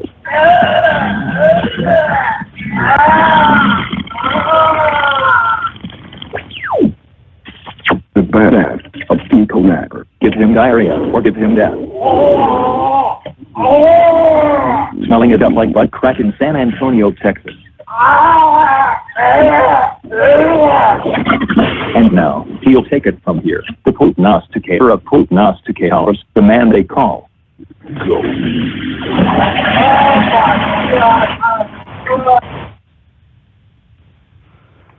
Man, you son of a... Damn it! You son of a bitch! That's freaking sick! That's freaking sick, for Christ's sake, man! I'm done. I'm so done with this crap. What kind of a sick-ass splice was that? What kind of a sick, twisted splice was that? Good God! Good God! Oh, my God. I'm done with this crap. Give me that freaking... Oh, man, you know what? I'm done with this garbage, man. I mean, this is just... this is supposed to be my 400th episode, for Christ's sake! You should be giving me a little bit of respect! You should be giving me a little bit of goddamn respect, for Christ's sake, man! I mean, 1,350 hours, for Christ's sake, man! 1,350 hours! Good God, man. And look, before I get off here, somebody tweeted at me and said, can we get a source for the information that D.C. isn't part of America? No, you don't understand. D.C. is the capital of the United States. It's a part of the United States, not a part of America. The United States is an incorporation. And the president of that corporation right now is Barack Obama. The president of that corporation after January 20th will be Donald Trump. All right? So the Washington, D.C. is the capital of the United States, not America, jagoff. And research Columbia. All right? Research the District of Columbia. Anyway, folks, look, I'm getting the hell out of here. I mean, this has been 400 episodes of True Capitalist Radio. I mean, I hope that we have 400 more.